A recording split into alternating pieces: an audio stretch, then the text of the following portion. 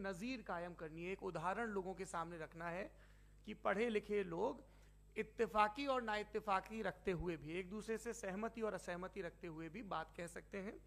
यहाँ पर मेरे जेएनयू के प्रोफेसर बैठे हैं, पुरुषोत्तम अग्रवाल जी, जिन्होंने हमें क्लास में सिखाया है कि सहमति का साहस और असहमति का विवेक, और इसका ठीक उलट भी, ये बड़ा जरूरी है। दूसरी बात, ये किसी एक धर्म के बारे में बहस नहीं है, ये बात सबको स्पष्ट होनी चाहिए।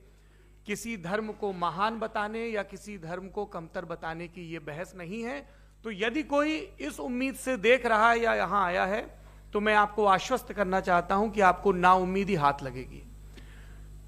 इस बहस में बहुत ज्यादा धार्मिक प्रतीकों के इस्तेमाल को लेकर भी ये दोनों लोग जो अभी आपको गंभीर दिख रहे हैं, भले लोग हैं, कल शाम को चाय पर मिले थे, बहुत हंसी मजाक भी इनके बीच हुआ था और गलबैयां डालते हुए एक तस्वीर भी हुई थी।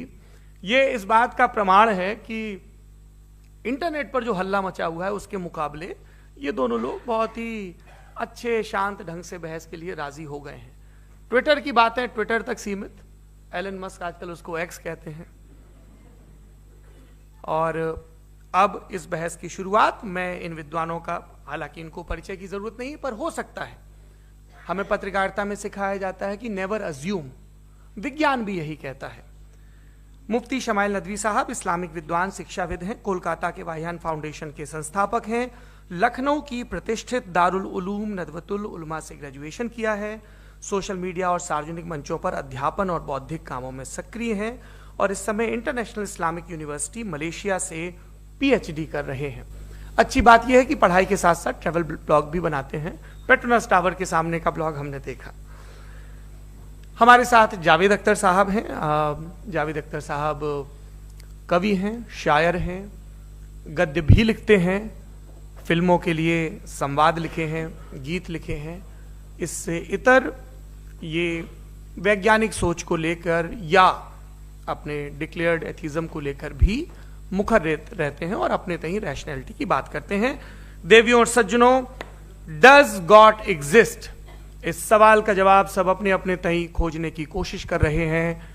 कोई इसको गॉड डैम पार्टिकल की खोज बताता है, कोई गॉड पार्टिकल की खोज बताता है, कोई हिग्स बोसान की खोज बताता है, कोई ये सवाल जवाब तलाशने की कोशिश करता है कि मास एग्जिस्टेंस में आखिर आया कैसे, हुआ क्या था, सृष्टि के पहले, समय के पहले क्या था। और कोई ये कहता है कि ये सारी खोजें जिस मस्तिष्क में हो रही हैं प्रकृति के क्रम में, वो कैसे विकसित हुआ। मैं उम्मीद करता हूं कि हम आज इन बुनियादी सवालों के कुछ जवाब हासिल करने में कामयाब हूं। मैं सबसे पहले मंच पर आमंत्रित कर रहा हूं मुफ्ती शमाइल नदवी साहब को। आइए सर। जी,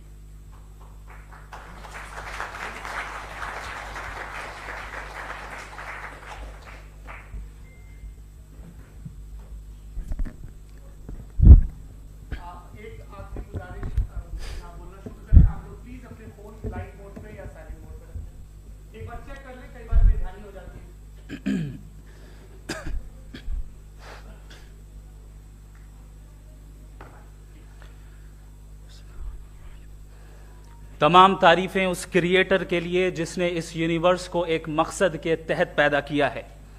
रिस्पेक्टेड जनाब जावेद अख्तर साहब, मिस्टर सौरभ द्विवेदी और respected audience, thank you all for being here today. आज की डिबेट में चूंकि हम बात करने वाले हैं डज गॉड एग्जिस्ट के टॉपिक पर, तो ये एक ऐसा टॉपिक है जिसके मुताल्लिक कोई भी डिसीजन लेने के लिए अलग अलग स्टैंडर्ड्स हो सकते हैं। लिहाजा डिबेट के शुरू में यह जरूरी है कि हम ये जान लें कि आज के इस टॉपिक में कौन सा स्टैंडर्ड सही होगा और कौन सा गलत होगा। सबसे पहला स्टैंडर्ड जिसे मैं समझता हूं कि हमारे रिस्पेक्टेड जनाब जावेद अख्तर साहब बड़ी तेजी के साथ उसकी तरफ लपकेंगे, वो है साइंस। जबकि साइंस दर हकीकत खुदा के एग्जिस्टेंस को डायरेक्टली साबित करने या उसके एग्जिस्टेंस को डिनाई करने के लिए स्टैंडर्ड नहीं बन सकती। और उसकी वजह क्या है, ये मैं नहीं कह रहा, ये वो लोग कह रहे हैं जो साइंस के एक्सपर्ट्स हैं। नेशनल एकेडमी ऑफ साइंस कहती है science doesn't have the processes to prove or disprove the existence of God. Why? क्योंकि साइंस का ताल्लुक एम्पेरिकल एविडेंस से है और एम्पेरिकल एविडेंसेस का ताल्लुक हमारे नेचुरल और फिजिकल वर्ल्ड से है, जबकि गॉड नॉन फिजिकल और सुपर नेचुरल रियलिटी है। लिहाजा नॉन फिजिकल रियलिटी को आप उस टूल के साथ नहीं चेक कर सकते जिसका काम फिजिकल रियलिटी को तलाश करना है। लिहाजा आज इस डिबेट में गॉड की एग्जिस्टेंस को साबित करने या उसे डिनाई करने में साइंटिफिक एविडेंस को एक्सेप्ट नहीं किया जाएगा। दूसरा स्टैंडर्ड हो सकता है रेविलेशन, कि रेविलेशन के जरिए हम यह साबित करें कि गॉड एग्जिस्ट करता है या नहीं। लेकिन यह स्टैंडर्ड भी आज इररेलेवेंट है। क्यों?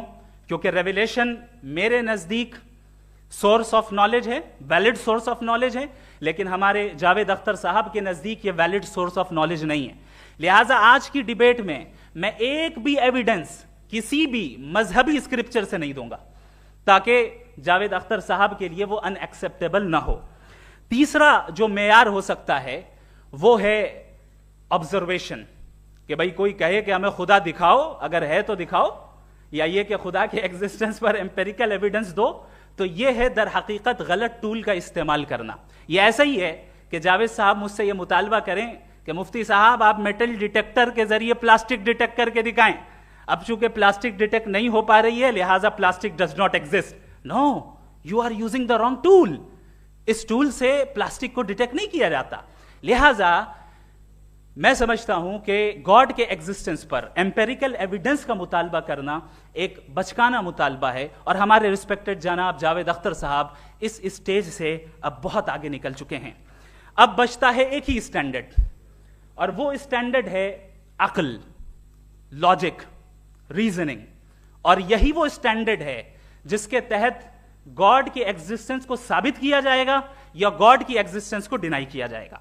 लेकिन चूंकि ये बहुत इंपॉर्टेंट और सेंसिटिव टॉपिक है, इसलिए लॉजिकल आर्ग्यूमेंट भी ऐसा होना चाहिए जो डेफिनेटिव हो, इनडेफिनेटिव ना हो, जो 2 और 2 4 की तरह बिल्कुल वाजे हो, जिसे लॉजिकली रिजेक्ट करना पॉसिबल नहीं हो। फॉर एग्जाम्पल हम कहें हमारे रिस्पेक्टेड मिस्टर सौरभ साहब, ये एक इंसान है और तमाम इंसान कॉन्शियस बीइंग है। लिहाजा नतीजा क्या निकला? हमारे सौरभ साहब भी कॉन्शियस बीइंग है। क्या ये इनडेफिनेट आर्ग्यूमेंट है या डेफिनेट आर्ग्यूमेंट है? ये डेफिनेट आर्ग्यूमेंट है।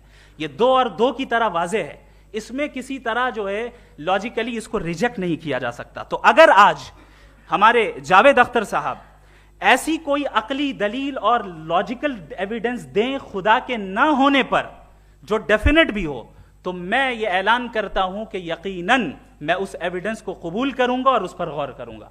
लेकिन साथ में यह भी ऐलान कर देता हूं प्रेडिक्शन के तौर पर कि ऐसा कोई डेफिनेट आर्ग्यूमेंट कोई नहीं पेश कर सकता। दलील हम देंगे और डेफिनेटिव दलील देंगे, लॉजिकल दलील देंगे, ऐसी दलील देंगे जो एंटायर एथिस्टिक वर्ल्ड उसे रेफ्यूट नहीं कर सकती। चलें अब हम एक एग्जाम्पल सोचते हैं, एक सिनेरियो, सिंपल सिनेरियो, तमाम ऑडियंस से गुजारिश है, हम और आप एक आइसोलेटेड आइलैंड पर हैं, ऐसा आइलैंड जहां पे हमसे पहले कोई कभी नहीं गया। चलते चलते आपके सामने अचानक आपने देखा एक पिंक कलर की बॉल पड़ी हुई है। सबसे पहला सवाल आपके जहन में क्या आएगा कि ये बॉल यहां क्यों आई, कैसे आई, ये पिंक कलर की ही क्यों है, कोई और कलर भी हो सकता था, ये इसी शेप में क्यों है, कोई और शेप भी हो सकता था। नेचुरली आप इस तरफ पहुंचेंगे कि कोई ना कोई है जिसने इन स्पेसिफिक प्रॉपर्टीज के साथ इस बॉल को बनाया है और यहां पे रखा है। चूंकि आप जानते हैं कि ये जो बॉल है इसका एग्जिस्ट करना जरूरी नहीं है, ये एग्जिस्ट कर भी सकती थी, नहीं भी कर सकती थी, और एग्जिस्ट करना ही था तो किसी और फॉर्म में करती, किसी और कलर में करती। अब आप इस बॉल को एक्सपैंड करते चले जाएं, एक्सपैंड करते चले जाएं, एक्सपैंड करते चले जाएं, यहां तक कि ये बॉल यूनिवर्स के साइज की हो जाए। बताइए कि क्या साइज के बढ़ जाने से सवाल बदल जाएगा? हरगिज नहीं बदलेगा। अभी भी सवाल रहेगा ये यूनिवर्स कहां से आया, इन स्पेसिफिक प्रॉपर्टीज के साथ कहां से आया, क्यों आया, किसने बनाया, यह सवाल उस वक्त भी वैलिड रहेगा। लेकिन यह सवाल अगर हम जनाब जावेद अख्तर साहब से करें तो चूंकि इनका वर्ल्ड व्यू एथिस्टिक है, और सिर्फ इनका नहीं, मतलब जितने भी एथिस्ट हैं और एथिस्टिक वर्ल्ड व्यू को रखने वाले से अगर आप ये सवाल करें कि ये यूनिवर्स कहां से आया, तो इनका जवाब या तो आर्ग्यूमेंट फ्रॉम इग्नोरेंस होगा या डॉगमेटिक होगा। या तो ये कहेंगे कि मुझे नहीं पता कि ये कहां से आया, लिहाजा गॉड डज नॉट एग्जिस्ट, ये आर्ग्यूमेंट फ्रॉम इग्नोरेंस है, या ये कहेंगे कि ये यूनिवर्स खुद ब खुद बन गया। इसका मतलब ये है कि उस बॉल को भी खुद ब खुद बन जाना चाहिए, लेकिन बॉल के ताल्लुक से ये एक्सप्लेनेशन एक्सेप्ट नहीं की जाएगी कि ये खुद ब खुद बन गई, लेकिन यूनिवर्स के ताल्लुक से कर दिया जाएगा। इसे हम दूसरे अल्फाज में डॉगमा भी कह सकते हैं। दूसरी चीज, हमारे जावेद अख्तर साहब जरूर गॉड ऑफ गैप्स की मिसाल भी जरूर देंगे, और मिसाल देंगे कि पहले जमाने में बिजलियां कड़कती थी तो लोगों ने किसी एक खुदा की तरफ, और बारिश होती थी तो दूसरे खुदा की तरफ मंसूब कर दिया, उनके पास दलील नहीं थी। यह हमारा वर्ल्ड व्यू है ही नहीं, यह हमारा वर्ल्ड व्यू है ही नहीं, क्योंकि नेचुरल फेनोमेना के प्रोसेस की इंटरप्रिटेशन को जान लेने से यह कहां से साबित हो गया कि गॉड एग्जिस्ट नहीं करता है। इस पर मैं इंशाअल्लाह अभी आगे बात करूंगा। आप हजरात ये भी देखेंगे, और मैं ये एक्सपेक्ट करता हूं कि हमारे रिस्पेक्टेड जनाब जावेद अख्तर साहब जरूर इमोशनल आर्ग्यूमेंट्स भी देंगे, जो कि एक लॉजिकल फेलेसी है जब बात आती है ट्रुथ को डिसाइड करने में। क्यों? मिसाल के तौर पर वो कहेंगे कि अगर गॉड है तो ईविल क्यों एग्जिस्ट करता है, जबकि मैं कहता हूं ईविल का एग्जिस्ट करना गॉड के एग्जिस्ट करने की दलील है, उसके खिलाफ नहीं है। चूंकि अगर गॉड है तो हम सब उसके सामने अकाउंटेबल हैं, और अगर हम अकाउंटेबल हैं तो अकाउंटेबिलिटी के लिए ईविल का मौजूद होना जरूरी है, उसके बगैर हम अकाउंटेबल नहीं हो सकते। और अगर हम अकाउंटेबल नहीं हैं तो हम जनाब जावेद अख्तर साहब से पूछेंगे कि आप बताएं कि फिर सफरिंग इस दुनिया में क्यों है? अगर खुदा नहीं है तो सफरिंग क्यों है? और उन लोगों के जज्बे का क्या जिनके अंदर सफरिंग के बाद इंतकाम लेने का जज्बा पाया जाता है और वो इस दुनिया से ऐसे ही चले गए, क्या उनकी सारी तकलीफें बेकार चली जाएंगी? अब आ जाएं उसी एग्जाम्पल की तरफ कि बॉल, मुझसे अगर कोई पूछे इस बॉल को किसने बनाया, और या इस एक्सपेंडेड बॉल को किसने बनाया, मैं कहूंगा कि चूंकि ये यूनिवर्स और इस यूनिवर्स की तमाम चीजें कॉन्टिंजेंट हैं। कॉन्टिंजेंट होने का मतलब ये होता है कि जो अपने एग्जिस्टेंस पे किसी के ऊपर डिपेंड करती हो, तो जाहिर है ये यूनिवर्स कॉन्टिंजेंट है। और अगर कोई चीज कॉन्टिंजेंट नहीं है तो मैं रिक्वेस्ट करूंगा कि मुझे दिखा दें कि कौन सी चीज यूनिवर्स में कॉन्टिंजेंट नहीं है, हम भी जरा गौर कर लें और हम भी देख लें। और जब कॉन्टिंजेंट चीजें मौजूद हैं तो फिलोसोफर्स की इस्तिलाह के मुताबिक, हम उस टर्मिनोलॉजी के मुताबिक हम उस जगह तक पहुंचते हैं और उस हस्ती तक पहुंचते हैं जिसे नेसेसरी बीइंग कहा जाता है, कि ये वो नेसेसरी बीइंग है जिसका मौजूद ना होना नामुमकिन हो। क्योंकि अगर ये मौजूद ना हो तो सारी चीजें एग्जिस्टेंस में आएंगी ही नहीं, और ये सारी कॉन्टिंजेंट चीजें उसी के ऊपर डिपेंड करती हैं। अब अगर आप ये सवाल करते हैं कि फिर उस हस्ती को किसने बनाया, फिर उसका कॉज क्या है, फिर उसका कॉज क्या है, फिर उसका कॉज क्या है, और एंडलेसली चले जाएं, इसे हम कहते हैं इन्फिनिट रिग्रेस ऑफ कॉजेज, जो कि लॉजिकल फेलेसी है। कॉन्सेप्चुअली इंफिनिटी पॉसिबल है। मिसाल के तौर पे न्यूमेरिकल्स 1 2 3 गिनते चले जाएं, इन्फिनिट नंबर्स हैं। मैं कॉन्सेप्चुअली बात नहीं कर रहा, प्रैक्टिकली रियलिटी में साबित करके दिखाएं कि infinite regress of causes possible हैं या नहीं। अगर पॉसिबल हैं तो हम मान लेंगे, मिसाल दे दें, और पॉसिबल नहीं है तो एक ही ऑप्शन बचता है जिसे हम कहते हैं नेसेसरी बीइंग। ऐसी नेसेसरी बीइंग जो इंडिपेंडेंट है, क्योंकि अगर वो डिपेंडेंट हुई तो वो नेसेसरी नहीं रहेगी।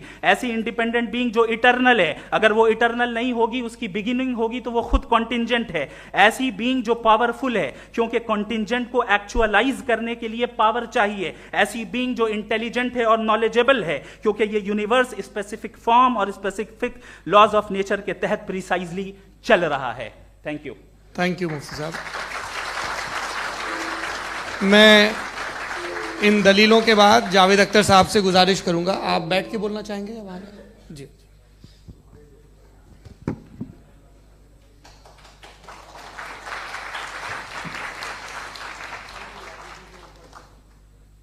पहले तो मैं मुफ्ती साहब को एक अच्छी खबर देना चाहूँगा कि मेरी नॉलेज साइंस के बारे में बड़ी मामूली है, तो आप फिक्र ना करें उसकी, लेकिन कुछ कॉमन सेंस है मुझ में। देखिए, ये खुदा का तस्वुर कोई नया तस्वुर नहीं है, ये सदियों से रहा है। ये कुछ रिलीजन 3000 साल पुराने होंगे, 4000 साल पुराने होंगे, लेकिन इंसान कोई 10,000 12,000 साल से एग्जिस्ट करता है होमो सेपियन की शक्ल में, और हमेशा कुछ ना कुछ मज़हब रहे।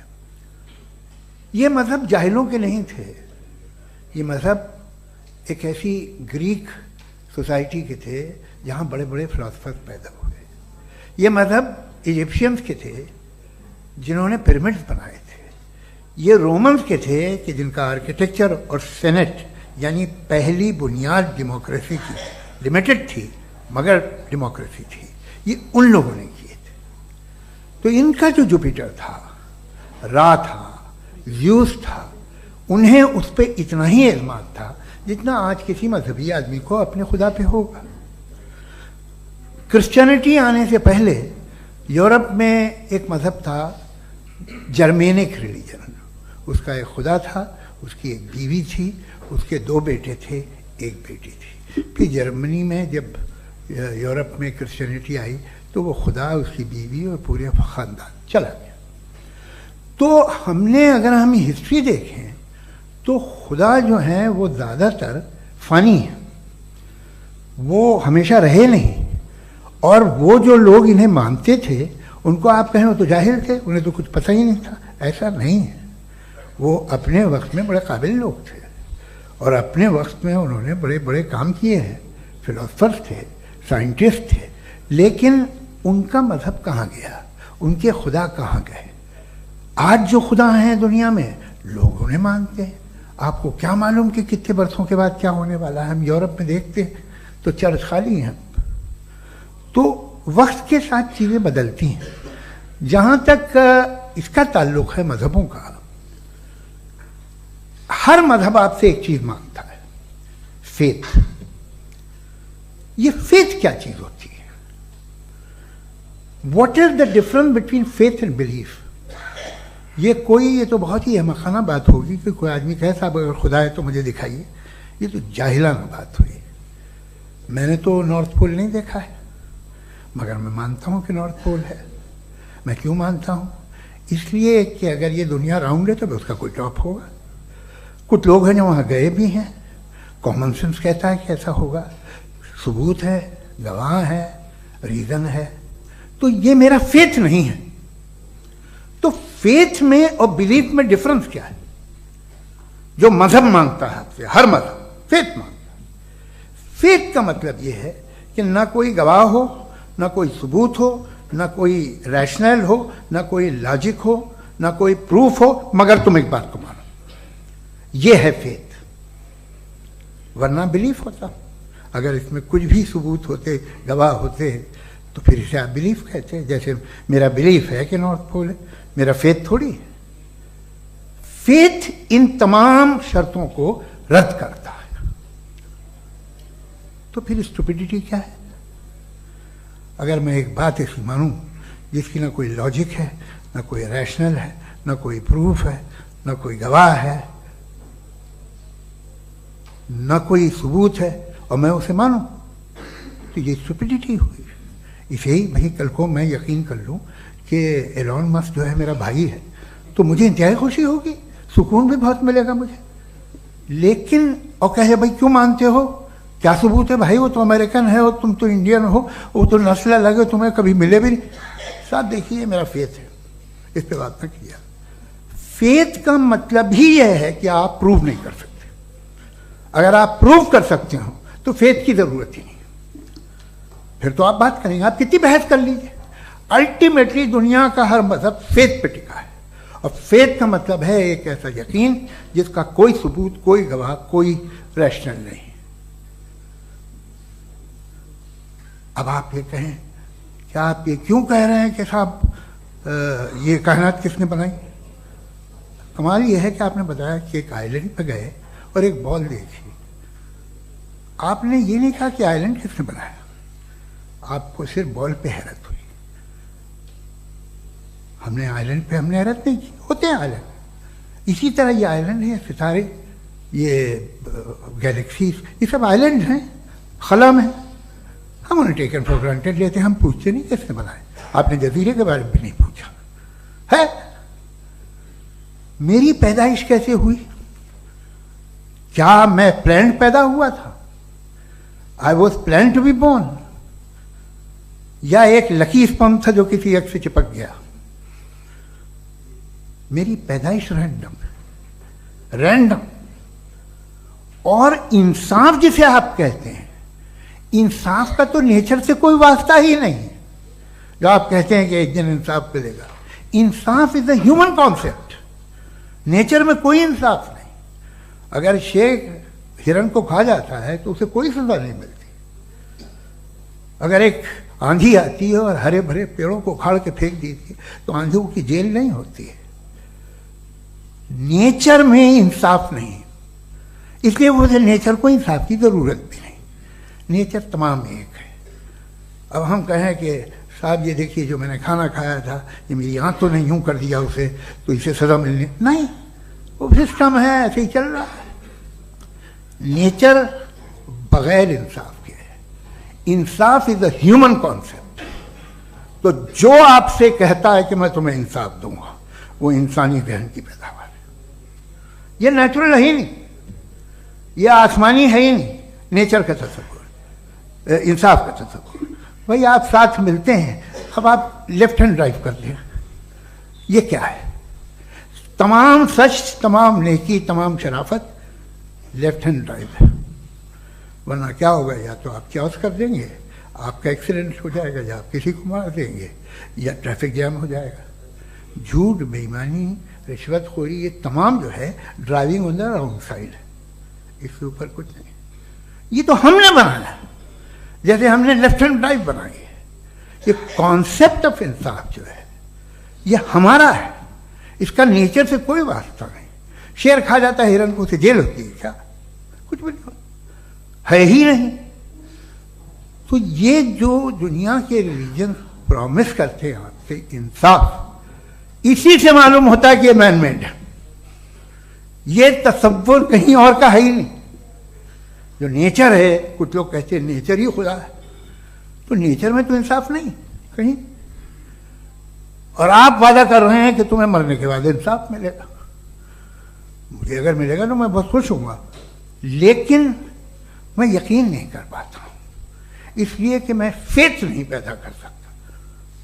The very fact that religions demand faith, इसका मतलब है कि उनके पास जस्टिफिकेशन नहीं है।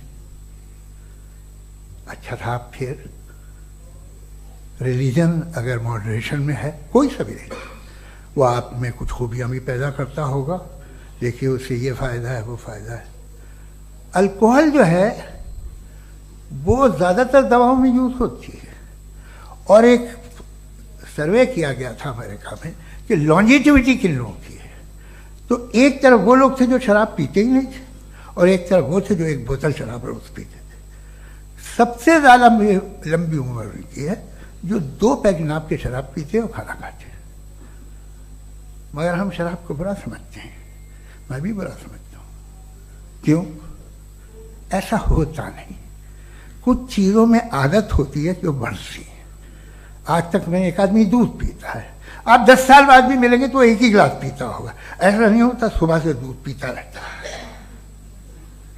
मिल्कोहलिक मैंने नहीं देखे, अल्कोहलिक होते हैं। ये टेंडेंसी है मजहब की कि वो बढ़ता है, जैसे कैंसर बढ़ता है, जैसे शराब बढ़ती है। कुछ लोग होंगे जो उसे सही तरह से यूज़ करते हैं। मुझे यकीन है कि हमारे मुफ्ती साहब भी उनमें से एक हैं, इनसे बहुत खुशी हुई मुझे इनसे मिलकर। लेकिन कितने लोग हैं कि आज आप देखते हैं दुनिया में जो तबाहियाँ हैं, इनमें कितना हाथ है उन लोगों का जो बिलीवर कहते था मजहब ये नहीं कहता, ना कहता होगा, मगर जब ये मजहब पीते हैं तो ऐसे बिहेव करते हैं। थोड़ा सा अगर हो तो शायद बहुत अच्छी बात, लेकिन शराब थोड़ी सी नहीं रहती, उसमें टेंडेंसी है पहले। थोड़ा सा अगर 2-3 कैंसर के सेल हो ना बॉडी में तो आदमी स्लिम रहेगा, लेकिन वो 2-3 सेल नहीं रहते, वो मल्टीप्लाई होते हैं। जावेद साहब टाइम पूरा हो गया। टाइम हो गया, तो बस बात खत्म हो गई। अच्छा, मुझे कुछ और कहने को था भी नहीं। जी, मैं पहले जवाबी दौर के लिए इनवाइट कर रहा हूं मुफ्ती साहब को। Your rebuttal round 1, you have 7 minutes.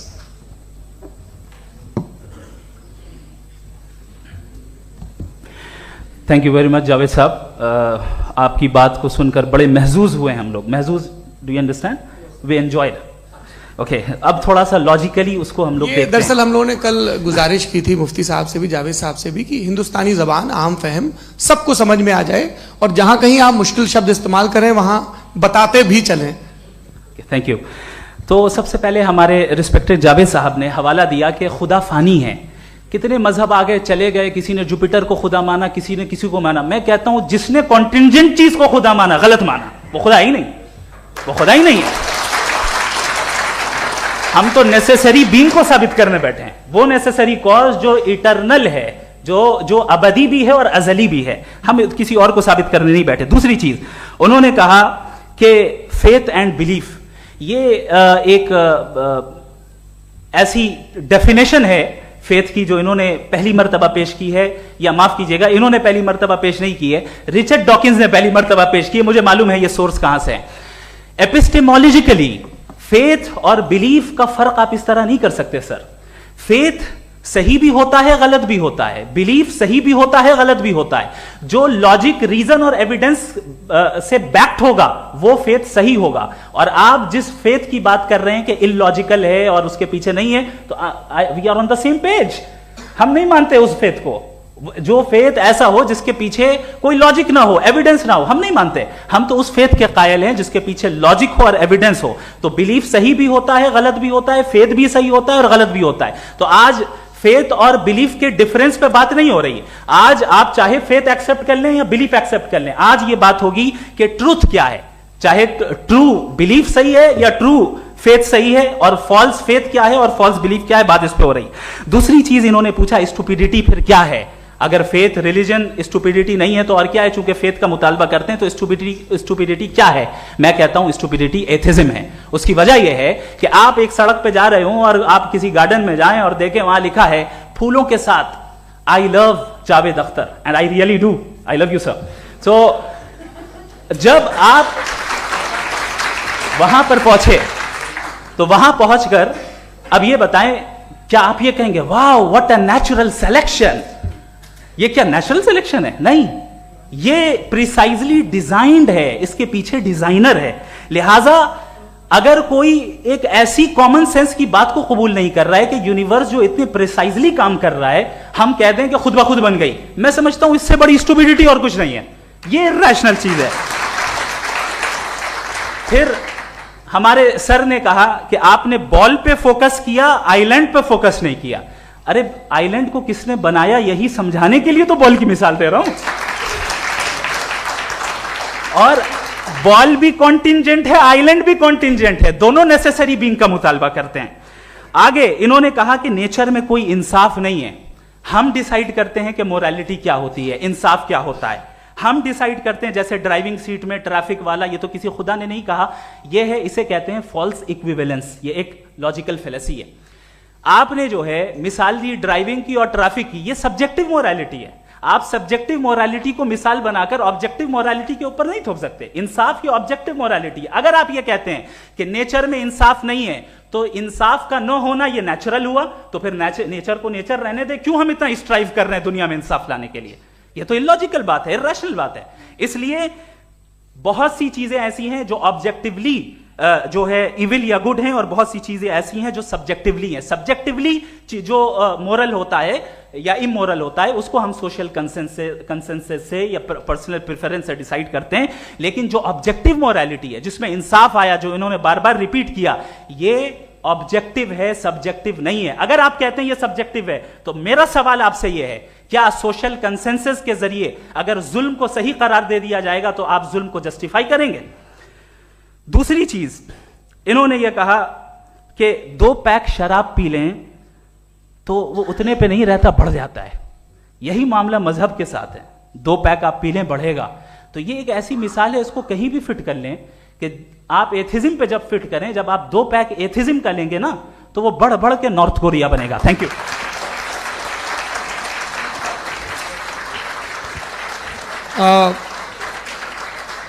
First round के रिबटल के लिए मैं जावेद साहब को इनवाइट कर रहा हूं। आपके पास 7 मिनट का वक्त है, रीसेट कर दीजिएगा प्लीज। मुझे इस बात की खुशी है कि मुफ्ती साहब ने भी मान लिया कि नेचर में कोई इंसाफ नहीं है। तो कोई भी चीज़ जो इंसान ने नहीं बनाई है उसमें इंसाफ नहीं होता है। एक बात मैं आपसे अर्ज करूँ, जरा पता लगा लीजिएगा, ये जो आप बाग में जाते हैं बेहद खूबसूरत फूल देखते हैं ना, इनमें से कोई नेचुरल नहीं है। ये सारे फूल क्रॉस करके बनाए गए हैं। जो जंगल में फूल होते हैं नहायत मामूली होते हैं, ये फूल इंसानों ने बनाए हैं। जो आप बाग में देख के वाह वाह कहते हैं, ये इंसानों के बनाए हुए हैं, डिफरेंट फूलों को क्रॉस करके, डेवलप करके, फिर क्रॉस करके इस तरह से बनाए गए नेचुरल फ्लावर नहीं। किसी जंगल वीरान में जाके आप गुलाब के फूल नहीं देखेंगे, ये सब बनाए हुए इंसान ने, बहुत से काम इंसान ने किए हैं। बाकी है कि आपने मेरी एक बात का जवाब नहीं दिया, जिससे मुझे शिकायत है कि फेथ क्या है और आप फेथ मांगते क्यों हैं मुझसे? आप तो लॉजिकल हैं, आपके पास तो सारे रैशनल्स हैं, आपके पास सारे सबूत हैं, तो आपको फेथ की डिमांड क्यों करते हैं कि भाई तुम सरेंडर कर दो और सवाल मत करो? कोई मजहब सारे सवाल करने की इजाजत नहीं देता है और मना करता है कि दादा सवाल ना करो, बह जाओगे तुम। आप क्यों रोकते हैं? हकीकत यह है कि इंसानी तारीख क्या है। इंसानी तारीख यह है कि दुनिया में दो तरह के लोग हुए हैं, एक वो जिन्होंने अपनी लाइल्मी की परस्तिश की है, दूसरे वो जिन्होंने अपनी इग्नोरेंस या लाइल्मी से झगड़ा किया है और मालूम किया है कि क्या है। ये जो आप कह रहे हैं, आज आप हैरान हैं कि भाई ये यूनिवर्स कैसे बनी। लोग हैरान थे कि सूरज डूबता है तो इधर से कैसे निकलता, और आप एक कदम जाके हमेशा का मानने को तैयार है, एक कदम पीछे ही मान जाइए। भाई आप इसके बाद जाते हो, कहते सवाल ना करना कि ये कहां से आया, ये पावर तो हमेशा से हमेशा रहेगी। तो आप यूनिवर्स के बारे में मानने में क्या तकलीफ है? एक कदम पहले रुक जाइए, ये हमेशा से थी या नहीं थी हमें मालूम नहीं है। और ये कहना कि हमें मालूम नहीं है, कमाल ये है कि दुनिया के सारे मजहब सब जानते हैं ये दुनिया कैसे बनी थी, कैसे मिटेगी, मरने के बाद क्या होगा, इनको सब इल्म है। इनको किसी को डायनासोर होते थे पहले ये नहीं पता था, किसी को नहीं पता।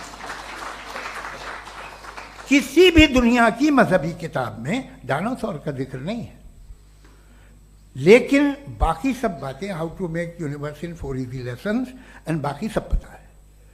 जिसको सब पता है वो गड़बड़ है। हम में ये इंकिसार, ये ह्यूमिलिटी होनी चाहिए कि हम ये कहें कि हमें ये बहुत सारी बातें नहीं मालूम, लेकिन हम उनकी परस्तिश न करें, अपनी लाइल्मी को की परस्तिश न करें, हम उसे पता लगाने की कोशिश करें। जिस दुनिया में आप बैठे हैं सर, ये हॉल जो है, ये इलेक्ट्रिसिटी जो है, ये माइक जो है, जिस हवाई जहाज से आप आए थे, वो जिस कार से आप यहाँ आए हैं, ये सब उन लोगों की बनाई हुई है जिन्होंने सवाल किए थे। ये दुनिया जिसमें आप आज आराम से हैं, ये उन लोगों की बनाई है कि जिन्होंने सवाल किए थे, और हर स्टेज पे इन सवालों को मकरूह कहा गया था, गलत कहा गया था। आप जरा तारीख पढ़िए, एक बड़ी दिलचस्प किताब है बर्ट्रैंड रसेल की, जिसमें उसने रिलीजन एंड साइंस कि कब से रिलीजन जो है साइंस के अगेंस्ट है, और हद तो यह है कि भाप के इंजन के खिलाफ थे, स्टीम इंजन के भी खिलाफ थे, और फतवे हुए उन पे, वेटिकन ने दिए। तो ये हमेशा, अभी जैसे ही ये राइट विंगर आते हैं अमेरिका में पावर में, तो वो जो अपना ये क्या बोलते हैं उसे, सीड क्या बोलते हैं, सीड क्या जो, हाँ नहीं सीड जो होते हैं जिन पे जी, नहीं भाई, वो जो ह्यूमन बॉडी के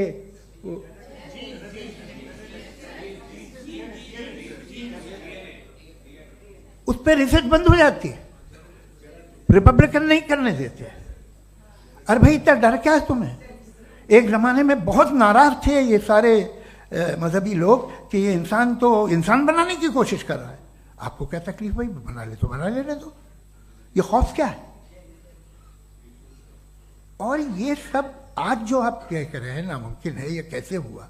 मुझे एक किस्सा याद आता है। जब मैं 6ठी क्लास में था तो मैं मैथमेटिक्स में बहुत वीक था, तो एक टीचर रख दिया गया, उसने 1 2 3 4 5 6 7 को सिखा दिया मुझे।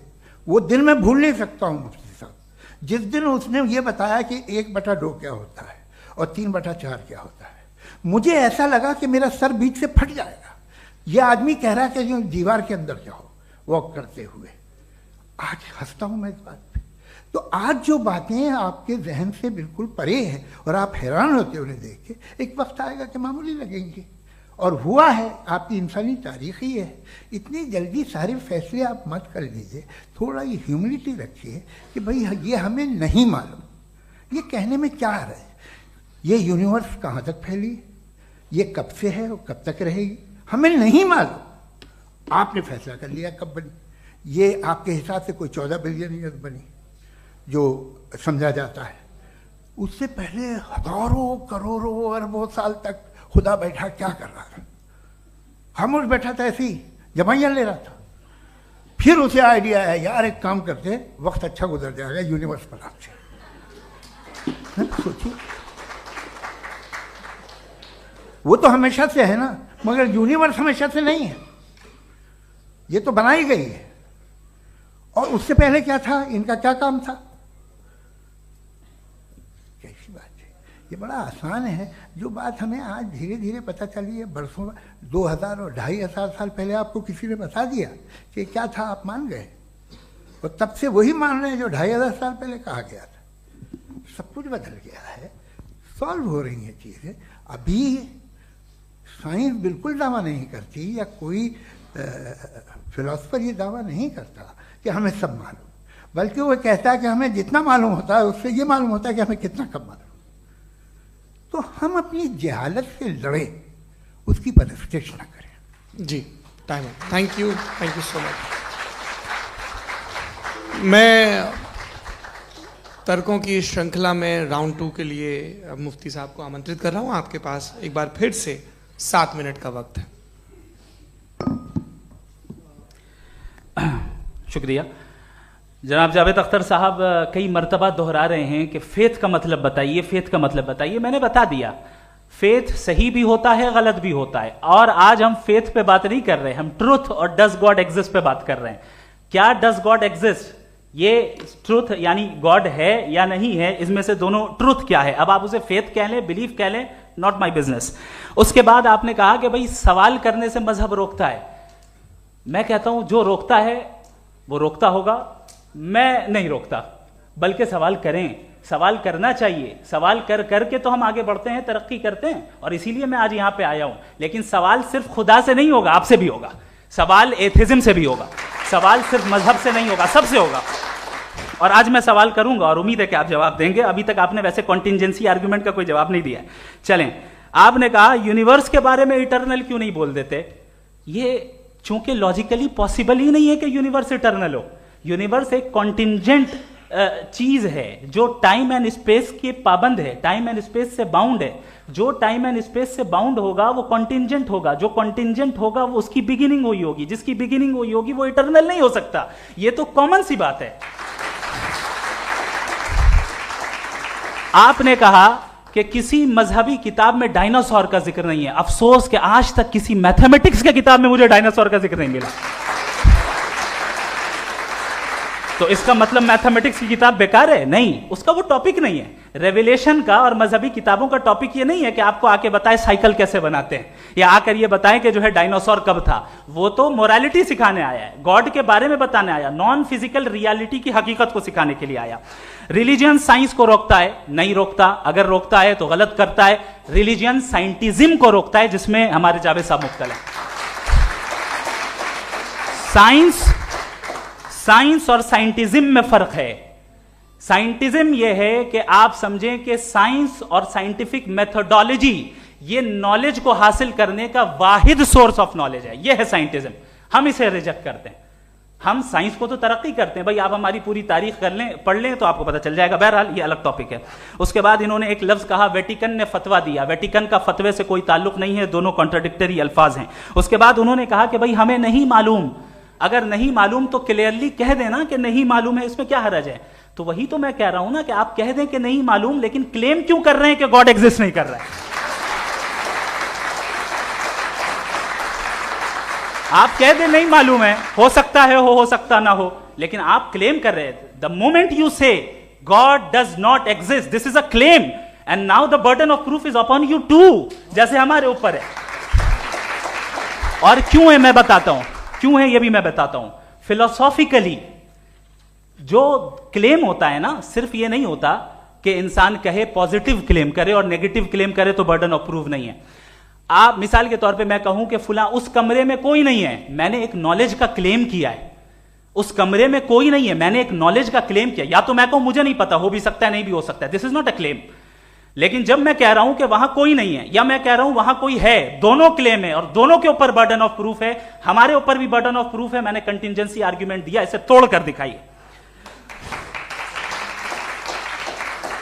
आखिरी चीज, इन्होंने कहा कि खुदा दुनिया बनाने से पहले 150 साल पहले या करोड़ों साल पहले क्या कर रहा था। अरे हजरत, चलें बहरहाल मैं जवाब दे देता हूं, आप हमारे रिस्पेक्टेड पर्सनालिटी हैं, अगर आप नहीं होते तो मैं ऐसे एंटरटेन ही नहीं करता।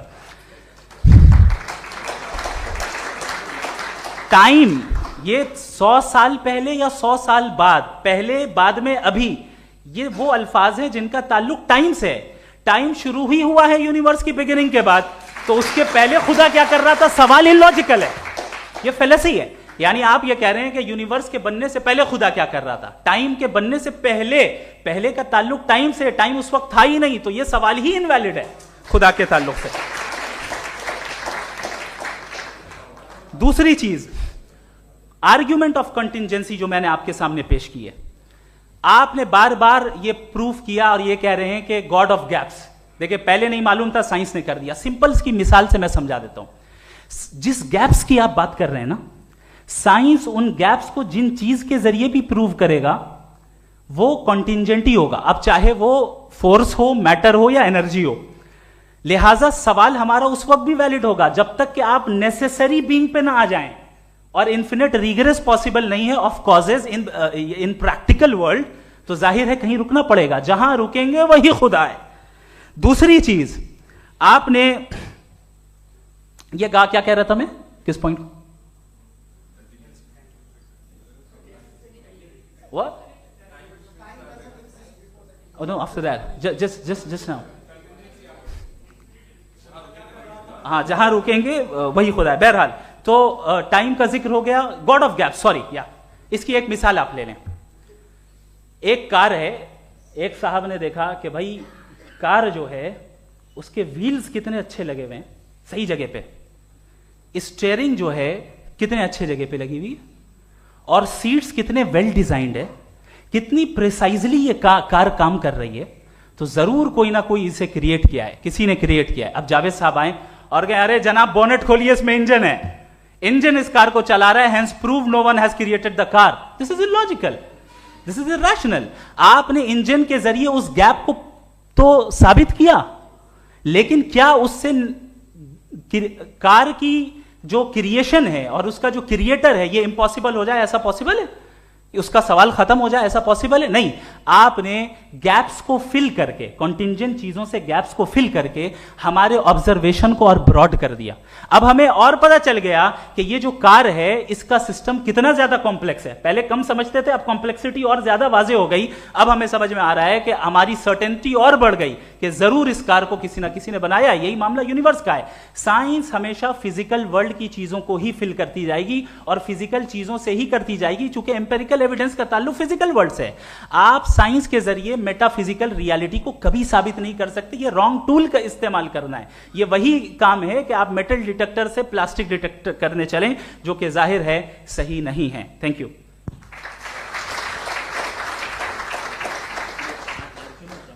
जी, ये आर्ग्यूमेंट का राउंड 2 है। हाँ। 7 मिनट है। पहले तो मैं आपसे अर्ज करूं कि आपने कहा कि जब कायनात ही नहीं थी तो वक्त भी नहीं था, कुछ भी नहीं था। कैसे नहीं था? खुदा था। एक एग्जिस्टेंस तो था ना खुदा का। तो जब खुदा था तो वक्त भी होगा। ऐसा नहीं है कि कुछ भी नहीं था, खुदा था। अच्छा, बाकी एक आपने कहा साहब आप साबित कीजिए, आपके पास भी लॉजिक है या मेरे पास भी लॉजिक है। आप मेरा जिम्मेदारी नहीं है साबित करना कि खुदा है। बर्टन रसल ने बड़ी अच्छी बात कही। बर्टन रसल ने बड़ी अच्छी बात कही। मैं आपसे अगर ये दावा करूं कि एक चाय की केतली मरीख के चारों तरफ घूम रही है, मार्स के चारों तरफ, तो यह आपका काम नहीं है कि आप साबित करें कि कोई चाय की केतली नहीं है। ये मेरा काम है, मैंने दावा किया है। ये दावा तो मजहबी लोग करते हैं कि खुदा है।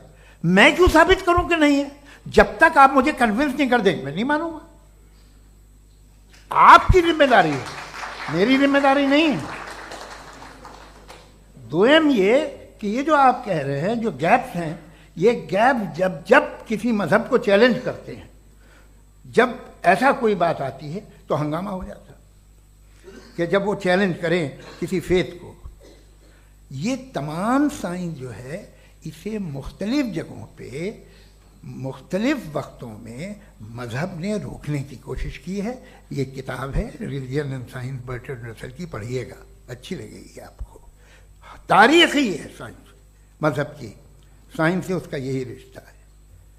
अच्छा, अब ये हम सोचें कि बहरहाल ये वजूद जो है मजहब और ये बिलीव इन गॉड इंसान को बेहतर बना देता है, तो एक काम कीजिए, हिंदुस्तान वर्ल्ड का नक्शा लीजिए और मार्क कीजिए कि रिलीजन कहाँ कहाँ ज़्यादा है, कहाँ कहाँ, चाहे वो लैटिन अमेरिका हो या मिडल ईस्ट हो या फार ईस्ट हो या हिंदुस्तान के वो इलाके जहाँ मजहबियत ज़्यादा है।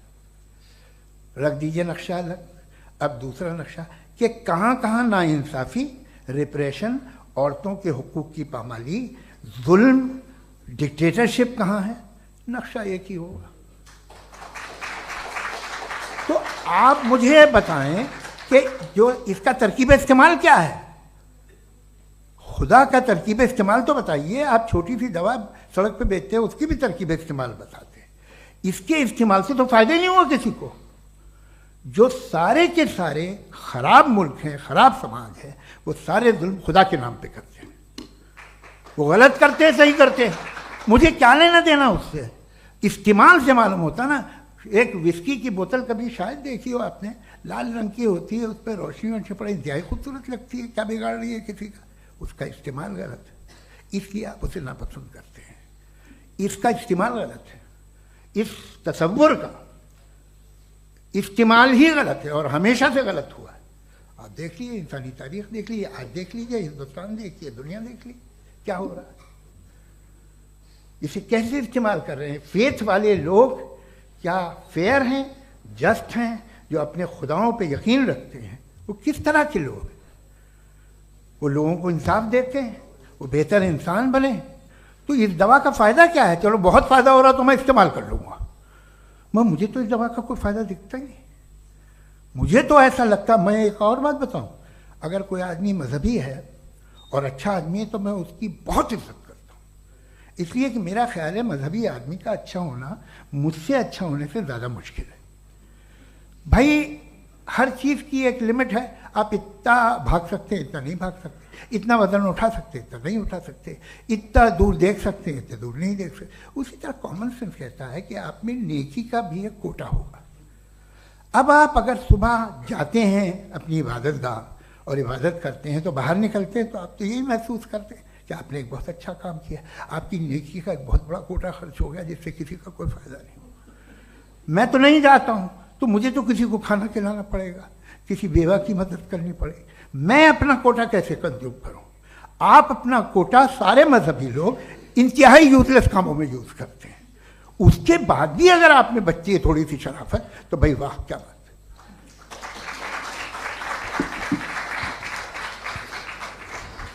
एक तो मुझे ये बात बहुत अच्छी लग रही है कि दोनों ही विद्वान समय को मानते हैं और बहुत समय से अपनी दलीलें और बाज दफ़ा समय से पहले अपनी तकरीरें पूरी करके अपनी अपनी कुर्सी पर बैठ रहे हैं। ये इस आर्ग्यूमेंट का राउंड 2 पूरा हुआ। अब रिबटल का राउंड 2 है और उसके बाद क्रॉस एग्जामिनेशन होगा। नहीं, आपका आर्ग्यूमेंट हो गया सर। हमारे यहाँ स्कूल के सिलेबस में पंच परमेश्वर कहानी पढ़ाई जाती है प्रेमचंद जी की लिखी हुई। आप निश्चिंत रहिए, आपके कोई राउंड में मिस नहीं होने दूंगा। रिबटल का राउंड 2 मुफ्ती शमाइल नदवी साहब।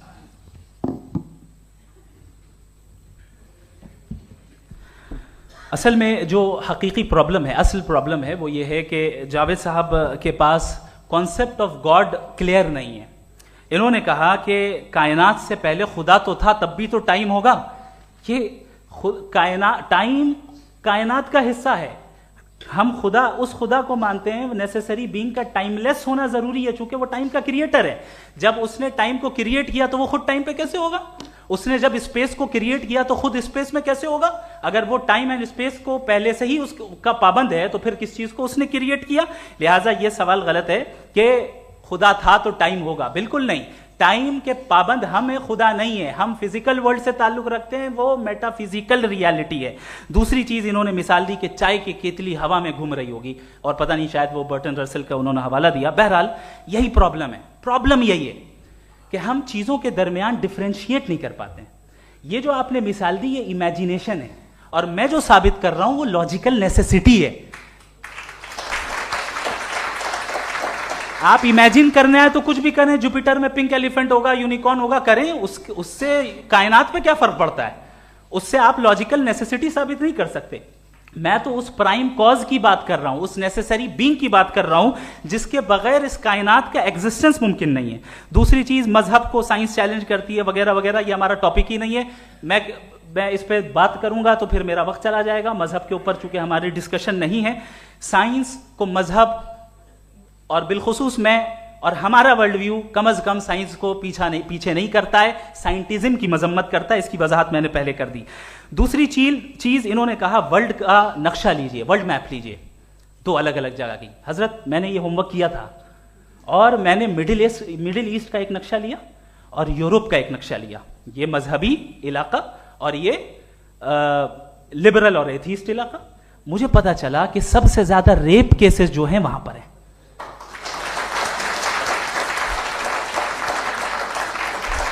मुझे ये पता चला यूएन की रिपोर्ट के मुताबिक, मैं ये अपने घर से नहीं लेके आ रहा, कि जो वर्किंग वुमेन है यूरोपियन कंट्रीज में, उसमें 81% वुमेन सेक्सुअल हैरेसमेंट का वर्क में शुमार हो रही है। ये मिडिल ईस्ट में नहीं हो रहा है, वो मजहबी लोग हैं इसलिए नहीं हो रहा है।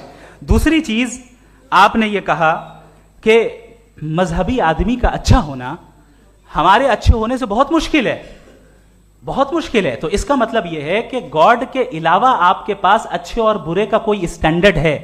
मैं चाहूंगा कि कन्वर्सेशनल स्टाइल वाली डिस्कशन और सेगमेंट पे इसी पे बात कर लेते हैं। Thank you very much.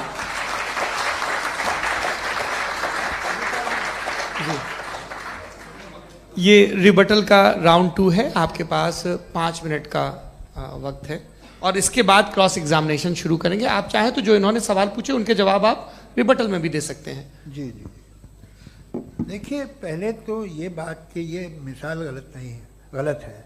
इन्होंने पहले ही हमको डिसार्म कर दिया। कह लिया अकल से मामला सॉल्व नहीं हो सकता, लॉजिक से आप पहुंच नहीं सकते। ये एक मेटाफिजिकल चीज़ है। मेटाफिजिकल अजीब सा लफ्ज़ है, ठीक से किसी को माने नहीं मालूम इसके, तो ऐसा लगता है कुछ बड़ी चीज़ है। अरे भाई, क्या होता है मेटाफिजिकल, बताओ, खड़ी हो। ये एक लफ्ज़ है जो कहीं भी इस्तेमाल हो जाता है। जब आप एक बात कर रहे हैं और आप मुझसे बहस कर रहे हैं तो मुझे मेटाफिजिकल मत बताइए, आप लॉजिकली मुझे प्रूफ किए। और अगर लॉजिकली आप नहीं बात करते साहब ये मेटाफिजिकल है, तो फिर हम आप बात क्या कर रहे हैं? मेरा आपका किस ज़बान में कॉन्वर्सेशन होगा? और ये कहना कि वक्त पहले नहीं था, तो फिर क्यों कहते हैं ये हमेशा से और हमेशा रहेगा? हमेशा वक्त है, तो आप कैसे कहते हैं वो हमेशा से है और हमेशा रहेगा? हमेशा का मतलब है कोई वक्त, अगर वक्त ही नहीं है तो हमेशा कैसे? बाहर वो रहेगा। अब मैं ये देखता हूँ, आपने कहा ना कि वहाँ रेप ज़्यादा होते हैं, तो हम एक बात देखते हैं कि ये दुनिया जिस पे वो कादर मुतलक है, जिसकी मर्जी के बगैर पत्ता भी नहीं हिलता, ओमनीपोटेंट है, ये दुनिया चल कैसे रही है? और इस दुनिया का हाल क्या है? 45,000 बच्चे जो 10 साल की उम्र से कम थे वो गाजा में मरे। भूख से काला हांडी में बच्चे मरते हैं और डिप्थेरिया से मरते हैं। डिप्थेरिया अजीब मर्ज है, गले में जाली बनना शुरू होती है, बच्चा नीला हो जाता है, गरीब का बच्चा, इसलिए कि उपास इलाज में। ये कादर मुतलक है, जो चाहे कर दे। इससे आप दुआएं मांगते हैं हमारी ये काम कर दे वो कर दे, तो इसका मतलब डे टू डे लाइफ में वो इंटरफेयर करता है और ये देख रहा है वो। अगर वो वाकई भी है फॉर डिस्कशन सेक, तो मैं जब दुनिया देखता हूं तो मेरे दिल में उसके लिए कोई इज्जत नहीं पैदा होती। ये क्या कर रहे हो तुम पूरे ऑल पावरफुल हो, ओमनीपोटेंट हो, ओमनी प्रेजेंट हो। तुम तो वहां गाजा में रहे होगे ना, तुम हर जगह हो। तुम देख रहे थे कि बच्चे की कैसे धज्जियां उड़ रही, तुम देख रहे थे, और तुम चाहते हो मैं तुम्हारी परस्तिश करूंगा, तुम हो भी। अरे यार, इससे अच्छे तो हमारे चीफ प्राइम मिनिस्टर हैं, कुछ तो ख्याल करते हैं। कमाल है। आप किसकी इबादत कर रहे हैं? अगर वो है भी, ये दुनिया नाइंसाफी से, जुल्म से, जबर से, तशद्दुद से भरी हुई है। और आप ये मत कहिएगा कि वो देख रहा है और वो बताएगा एक दिन। अगर वो देख रहा है और इंटरफेयर नहीं करता तो आप दुआ क्यों मांगते? आप कहते हैं मेरा ये काम करा दे, इसके मतलब है वो दखल दे सकता है, वो आपको नौकरी दिलवा सकता है, भले दूसरे आदमी को न मिले, मगर आपका काम कर देगा चूंकि आपने दुआ मांगी है। तो जब वो आपको नौकरी दिला सकता है, लड़की की शादी कर सकता है, बेटे को ग्रीन कार्ड दिलवा सकता है, तो कम से कम ये जो मर रहे हैं बच्चे, इनको रोक दे, कुछ तो करे। मुझे तो दुनिया में, इस दुनिया का कोई मालिक है, इसका ओमनीपोटेंट कोई रूलर है, और ये दुनिया ऐसी चल रही है। मैं तो चाहूंगा कि भाई ना हो, अगर हो तो बड़ी शर्मिंदगी की बात है। शुक्रिया।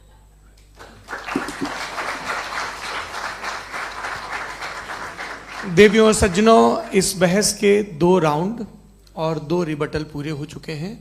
अब सबसे जरूरी और सबसे मुश्किल राउंड शुरू हो रहा है, क्रॉस एग्जामिनेशन का। अब इन विद्वानों की सज्जनता की एक परख भी होगी, और वक्त हमने 16 मिनट का तय किया है।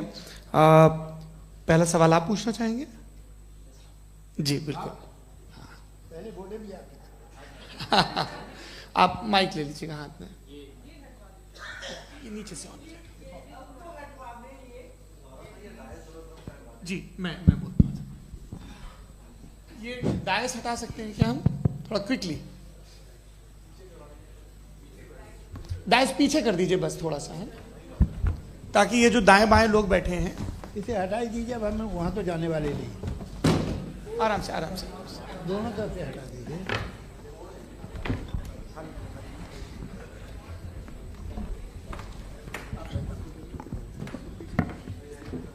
इस बीच आप लोग भी अपने अपने सवाल तैयार कर लें। ये ध्यान रखेंगे कि मैं यहाँ से सवाल लूँगा, आप लोगों को अपना हाथ ऊपर करना है, अपना नाम बताना है, और अधिकतम 3 वाक्यों में अपना सवाल पूरा करना है। कई लोग सवाल की जगह भाषण देने लगते हैं, उससे आज बचना है।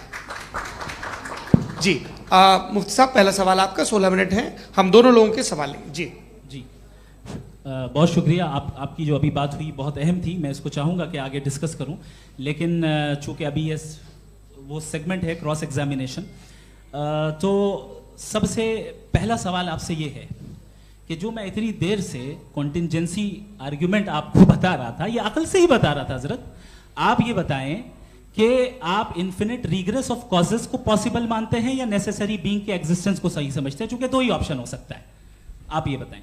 देखिए, आपको मैं ईमानदारी से बात करूं, एक तो मैं कॉन्टिजेंसी वर्ड ठीक से समझता नहीं, और इस वक्त भी जो आपने अंग्रेजी के अल्फाज इस्तेमाल किए वो ज़रा थोड़े से मुझे डिफ़िकल्ट और कॉम्प्लिकेटेड लगे, तो आप ज़रा सिंपल ज़बान में सवाल कर सकते हैं? बिल्कुल कर सकता हूँ जी। यूनिवर्स की हर चीज कॉन्टिंजेंट होने का मतलब यह है कि वो अपने एग्जिस्टेंस में किसी के ऊपर डिपेंडेड है। जो भी चीज डिपेंडेड होगी वो चीज इंडिपेंडेंट नहीं हो सकती, तो उसका कोई ना कोई कॉज होगा।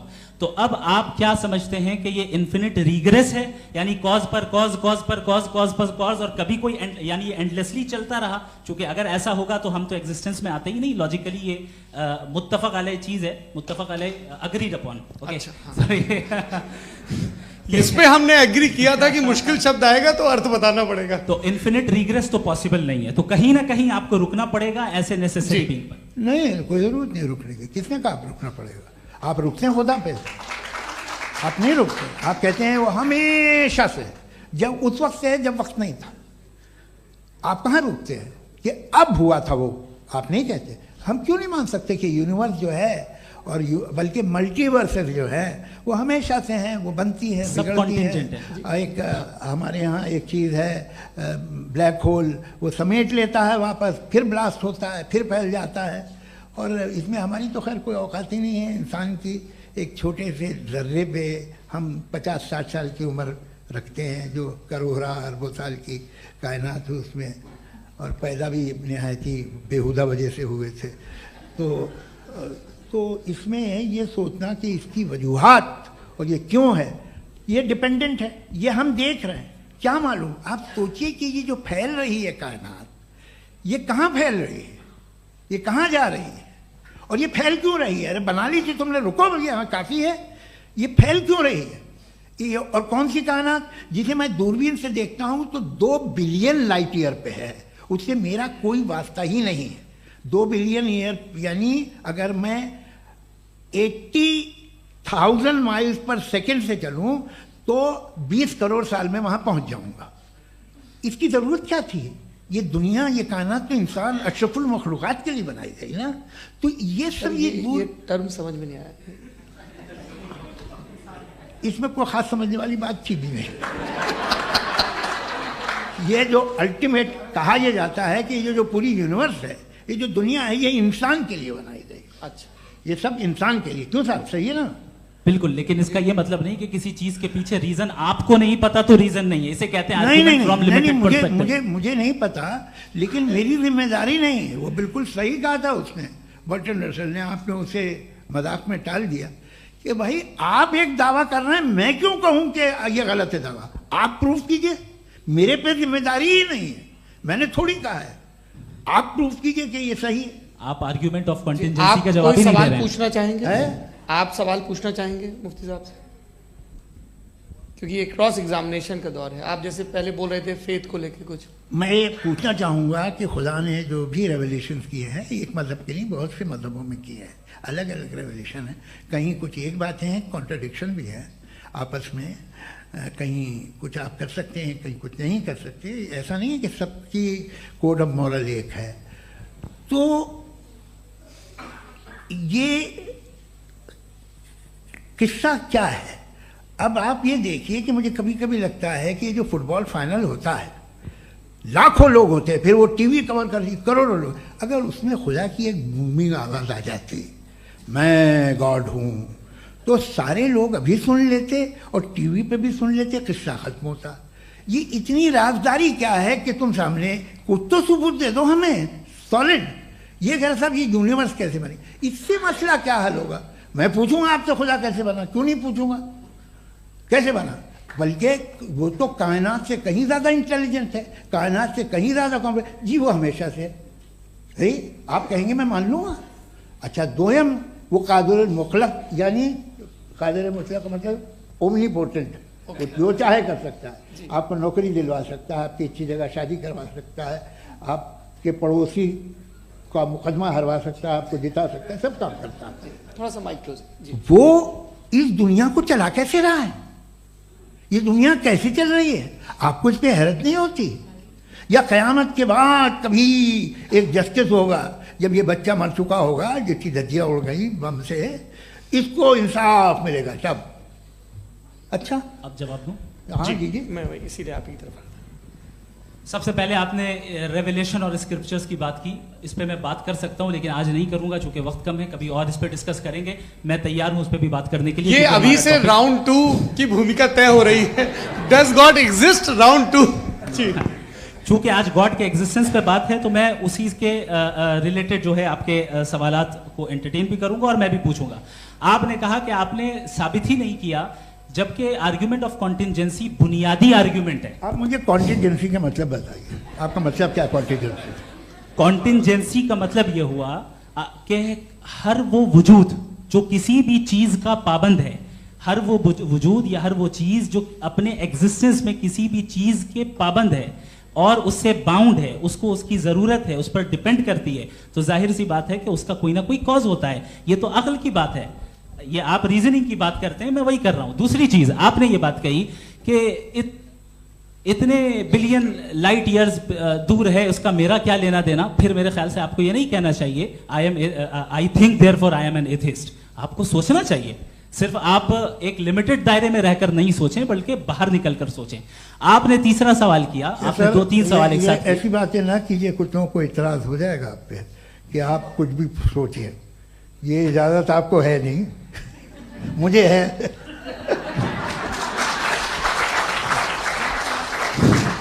जी, आपने प्रॉब्लम ऑफ इविल के ताल्लुक से सवाल किया और बार बार आप एक लफ्ज रिपीट कर रहे हैं कि ओमनीपोटेंट गॉड है, ऑल पावरफुल गॉड है। यही तो दरअसल समझना है कि गॉड का कॉन्सेप्ट क्या है। प्रॉब्लम ऑफ इविल जो है, प्रॉब्लम ऑफ इविल दर हकीकत दो असम्पशंस पर कायम है। अगर आप इन दो असम्पशंस को समझ जाएं तो ये प्रॉब्लम नहीं रहेगी, आर्ग्यूमेंट आपको समझ में आ जाएगी कि ये कोलैप्स कर जाता है। पॉइंट नंबर 1, यानी जो आपका सबसे पहला फॉल्स असम्पशन है कि गॉड मर्सीफुल है, ओमनीपोटेंट है, दुनिया में जुल्म हो रहा है। लेकिन आपको यह समझना चाहिए कि हमारे वर्ल्ड व्यू के मुताबिक गॉड सिर्फ ओमनीपोटेंट और सिर्फ मर्सीफुल नहीं है, बल्कि वो ऑल वाइज भी है और वो ऑल नोइंग भी है। उसके हर काम के पीछे हिकमत और विजडम है। ये कोई जरूरी नहीं है कि वो हिकमत और विजडम आपको समझ में आए या मुझे समझ में आए। अगर आप जो समझ रहे हैं उसके मुताबिक आप फैसला कर रहे हैं, ये लिमिटेड पर्सपेक्टिव से आर्ग्यूमेंट है। और इस चीज को हम अपनी दुनिया में, अपने लाइफ में, डेली लाइफ में इस प्रिंसिपल को एक्सेप्ट करते हैं। हम जब किसी डॉक्टर के पास जाते हैं, डॉक्टर के पास जाकर वो अगर उसने हमें कोई दवाई दी है तो हम ये तो नहीं कहते कि जब तक आपके पास जितना नॉलेज और जितना विजडम नहीं है, आपने क्यों ये दवाई दी है, तब तक हम इस चीज को एक्सेप्ट नहीं करेंगे। नहीं कहते, हम उसकी अथॉरिटी को तस्लीम करते हैं। क्यों? क्योंकि उसकी हम जानते हैं कि वो नॉलेजेबल है, वो विजडम वाला है, हमसे ज्यादा नॉलेज और हमसे ज्यादा विजडम है। बताएं सर। नहीं, डॉक्टर में और खुदा में बड़ा डिफरेंस है। डॉक्टर पढ़ा लिखा होता है एक, तो मैं उसकी बात सुनूंगा। दोयम ये नहीं कुछ जवाब तो ये भी नहीं है सर। प्लीज, अगर सब ऑडियंस से बोलने लगेंगे तो फिर मतलब नहीं सिविलाइज्ड बहस का। मतलब आप ये कहें कि चूंकि आप डॉक्टर पे बिलीव करते हैं इसलिए खुदा पे बिलीव किए, क्या ये मिसाल आपको समझाने के लिए आर्ग्यूमेंट है, इस पे आपको एतराज नहीं है। तो सिंपल बात ये है कि मैं अगर ये यकीन कर लूँ कि एक ओमनीपोटेंट, उसकी मसलहत है, ये जो बच्चे मर रहे हैं ये मसलहत है उसकी, मुझे नहीं चाहिए इसकी मसलहत। उसकी मसलहत नहीं, यही तो समझना है, मतलब एक्सपीरियंस। अच्छा, इस आपने अभी मेरी बात पूरी सुनी नहीं। मैंने कहा आपका पूरा आर्ग्यूमेंट दो फॉल्स असम्पशंस पर है। एक फॉल्स असम्पशन मैंने बता दिया, दूसरा फॉल्स असम्पशन ये है कि इस दुनिया में इविल के होने का कोई गुड रीजन नहीं है, जबकि हमारे पास बाज रीजंस मौजूद हैं, हमारे पास बाज वजूहात मौजूद हैं। अगर इस दुनिया में इविल ना हो तो आप गुड को डिफाइन कैसे करेंगे? अगर जुल्म ना हो आप इंसाफ को समझेंगे कैसे? अगर तारीकी ना हो तो आप लाइट को समझेंगे कैसे? बहुत अच्छे। अभी और सुन लें, अभी और बाकी है। ये तो बात बहुत पसंद आई साहब मुझे, कि जब तक रेप ना हो तब तक औरतों की इज्जत का ख्याल आपने मेरा जवाब पूरा सुना ही नहीं। जब तक के बच्चों का कत्ल ना किया जाए तब तक आपको बच्चों की मासूमियत की इज्जत। आपने पूरा जवाब सुना ही नहीं। क्या बात है, क्या आपने नुक्ता निकाला? आपने पूरा जवाब सुना ही नहीं। आप सुन लें, मेरी बात सुन लें।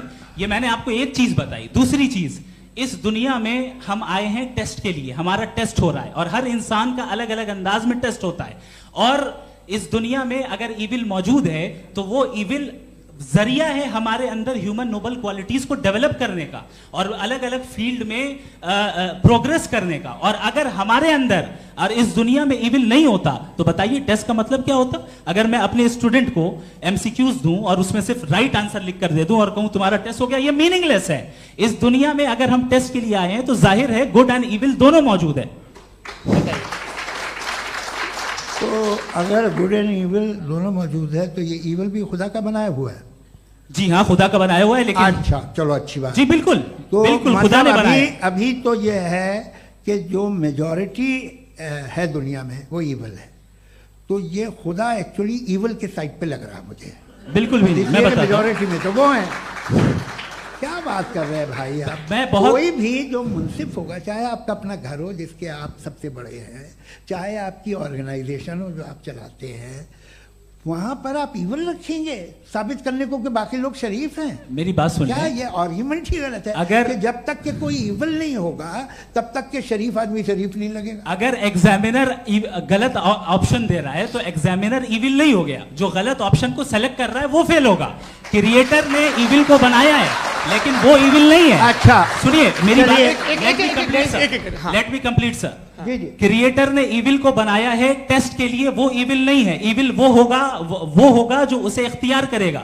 छुरी को बनाने वाला गलत नहीं होता है, छुरी का गलत इस्तेमाल करने वाला गलत होता है। रेप को कैसे गलत इस्तेमाल करते हैं? रेप इंसान के फ्री विल का नतीजा है। ये रेप कैसे गलत इस्तेमाल होता है? ये अब सुन ले, अब सुन ले। गलत इस्तेमाल होता है। हाँ मैं बता रहा हूँ ना, कैसे गलत? मैं बता रहा हूँ कि जो इविल इस दुनिया में मौजूद है उसके कई सारे तरीके हैं। एक तरीका इंसान का अपना फ्री विल है। अब अगर कोई रेपिस्ट रेप कर रहा है तो इसका गॉड का कसूर नहीं है, वो अपने फ्री विल का गलत इस्तेमाल कर रहा है, उसको सजा मिलनी चाहिए। अच्छा। और उसी के लिए जहन्नम बनाई गई है। ये फ्री विल का भी बड़ा चक्कर। आप जब कोई बुरा काम करते हैं या कोई बुराई होती है तो ये कहा जाता है कि ये फ्री विल है। 7 billion free wills are moving on this planet. 7 billion free will.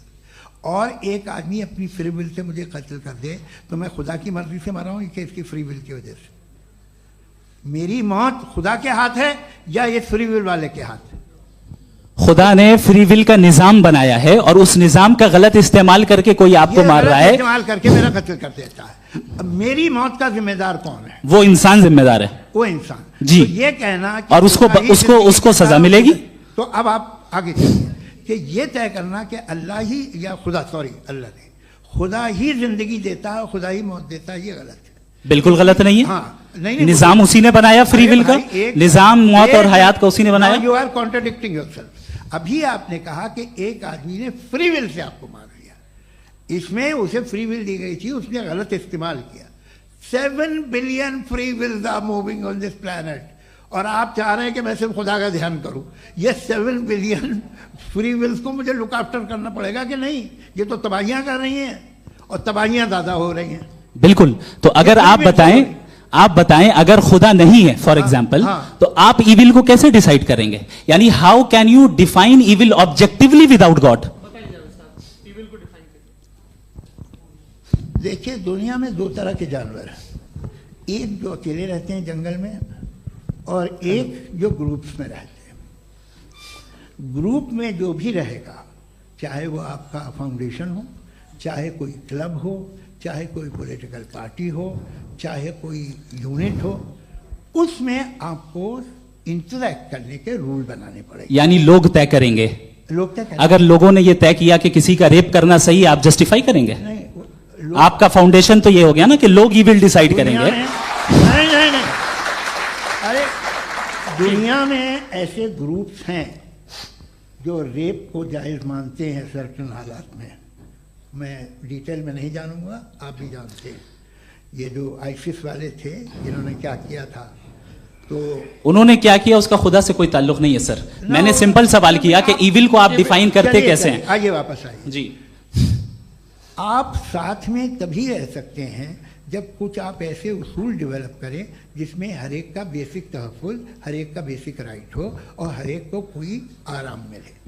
यही तरीका है किसी भी ऑर्गेनाइजेशन जिसमें एक से ज़्यादा लोग हैं और वो ऐसे चलती है ज़िंदगी। उसमें अगर आप गड़बड़ करेंगे तो तबाही होगी, नुकसान होगा, बर्बादियाँ आएंगी।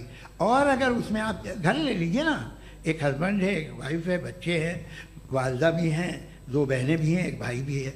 अब इसमें कोई निज़ाम आपको चाहिए साथ में रहने का और एक दूसरे पे भरोसा रहे, एक दूसरे के बहीख्वाह हों, एक दूसरे की मदद करें, ऐसी जिंदगी। सर आपकी बात आ गई। आप ये कह रहे हैं कि लोग डिसाइड करेंगे क्या सही है क्या गलत है, यही है? मेजॉरिटी डिसाइड करेगी क्या सही है क्या गलत है? अरे भाई बिल्कुल। मेजॉरिटी अगर ये कहे कि नाजी जर्मनी के साथ जिस तरह मेजॉरिटी थी कि जेनोसाइड करना सही, आप जस्टिफाई करेंगे? उस वक्त आपका ये सवाल सिर्फ उसके बाद क्लोजिंग। हाँ, उस वक्त प्लेनेट पे जो लोग थे उनमें कितने लोग हिटलर को सही समझते? अच्छा, प्लेनेट की मेजॉरिटी तय करेगी, सोसाइटी की नहीं। प्लेनेट की मेजॉरिटी गॉड के एग्जिस्टेंस को सही मानती है, आप क्यों नहीं मानते?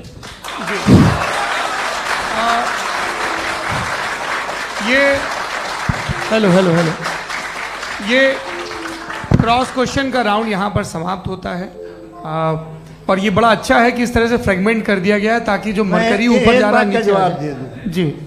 प्लेनेट की ज्यादातर मेजॉरिटी कुछ दूसरे मजहबों के खुदा को मानती है। आप उन्हें क्यों नहीं? आप तो मेजॉरिटी की बात कर रहे हैं। ये क्लोजिंग आप ये कह रहे हैं इविल और गुड को डिसाइड मेजॉरिटी करेगी। मेजॉरिटी जो कर दे वो सही हो जाएगा। क्लोजिंग इसको जैसा आप ही लोगों ने तय किया है उसी फॉर्मेट को फॉलो कर लेते हैं। भाई मैंने तो भले लोगों पे एतबार किया और तब मॉडरेशन तय किया। जी, आपके पास 5 मिनट का वक्त है, क्लोजिंग आर्ग्यूमेंट है, उसके बाद हम ऑडियंस से क्वेश्चन आंसर लेंगे जावेद साहब के क्लोजिंग आर्ग्यूमेंट के बाद। ओके, बहुत शुक्रिया जी। हमारा जो टॉपिक है डज गॉड एग्जिस्ट, मैं इस पे इतने एकेडमिक तैयारी करके आया था, मुझे था कि मैंने सोचा था कि कई सारे मैं आर्ग्यूमेंट्स दूंगा, लेकिन वक्त की भी किल्लत और जावेद साहब बार बार इधर उधर चले जा रहे थे तो उसको भी थोड़ा एंटरटेन करना पड़ गया। डज गॉड एग्जिस्ट पे मैं एक ही आर्ग्यूमेंट दे पाया, आर्ग्यूमेंट्स बहुत हैं और डेफिनेटिव आर्ग्यूमेंट्स हैं, और मेरे आर्ग्यूमेंट को किसी एक राउंड में भी इन्होंने एंटरटेन नहीं किया और रेफ्यूट नहीं किया, एक राउंड में भी नहीं, एक राउंड में भी नहीं। और ना ही अभी अभी आपका क्लोजिंग आर्गुमेंट आएगा, नहीं वो बता देना। Argument of contingency sir. अरे मैं आपसे कई बार कह चुका हूँ कंटीजेंसी का मतलब अब मैं कैसे समझाऊं आपको आपस में? हाँ, आप और कितने आसानी से समझाऊं मैं, मुझे तो नहीं समझ में आ रहा है। बस आप अपनी आर्ग्यूमेंट ऑफ कंटीजेंसी उर्दू में बोल सकते हैं। हाँ, आप अपनी बात पूरी कर लें जी, आखिरी 4 मिनट। दूसरी चीज, just a minute please ma'am, can I talk? दूसरी चीज ये है कि आपने एक तो इसका जवाब नहीं दिया, दूसरा आपने गॉड के ना होने पर कोई डेफिनेटिव आर्ग्यूमेंट नहीं दिया, सिर्फ मजहब पे बात कर रहे हैं आप। मजहब तो आज हमारा टॉपिक ही नहीं था, आज तो हमारा टॉपिक हो, आप मजहब से ले लेकर आईएस तक चले गए। भाई हमारा क्या ताल्लुक है उससे? We condemn them. और उसका गॉड से क्या ताल्लुक है? अगर कोई गलत काम कर रहा है, किसी ने किसी को कत्ल किया, किसी ने किसी का रेप किया, उसको सजा मिलनी चाहिए। और आपके पास कोई भी rational strong foundation of morality नहीं है। आपने कहा कि मेजॉरिटी तय करेगी सोसाइटी की, वो सही होगा। मैंने कहा हिटलर को फिर आप सही कहेंगे, नहीं नहीं नहीं नहीं, प्लैनेट की सोसाइटी की मेजॉरिटी तय करेगी। तो प्लैनेट की मेजॉरिटी गॉड के एग्जिस्टेंस को मानती है, आप कह रहे हैं ये रिलीजियस है। तो यानी आपके पास कोई स्ट्रॉन्ग फाउंडेशन नहीं है ऑब्जेक्टिव मोरालिटी का। ऑब्जेक्टिव मोरालिटी का अगर कोई फाउंडेशन है तो वो सिर्फ गॉड है, गॉड है, गॉड है। थैंक यू जी। ये मुफ्ती शमाइल नदवी साहब का क्लोजिंग आर्ग्यूमेंट था। अब हमारे पास जी ये बड़ा अच्छा है कि दोनों लोगों को मॉडरेटर से शिकायत भी और बोल रहे भाई हमारी शाबाशी भी तो करते चलो। अब मेरी बात जी, आपके पास जावेद अख्तर साहब 5 मिनट का वक्त है, ये आपका क्लोजिंग आर्ग्यूमेंट है, टाइम रीसेट कर दें जी। देखिए बहुत सारी बातें हैं। गॉड का डेफिनेशन दुनिया के किसी भी रिलीजन में है कि वो ओमनीपोटेंट है, ओमनीप्रेजेंट है, he is just, he is kind, he loves you and so on.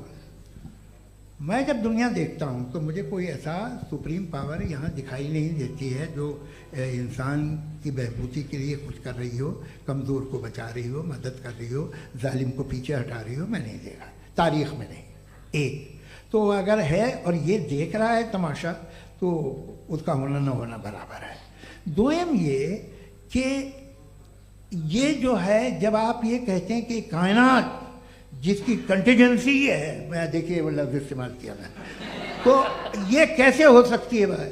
और फौरन आप सरेंडर कर देते हैं कि जाहिर है कि इसका बनाने वाला तो इससे 10,000 गुना ज़्यादा कॉम्प्लिकेटेड होगा।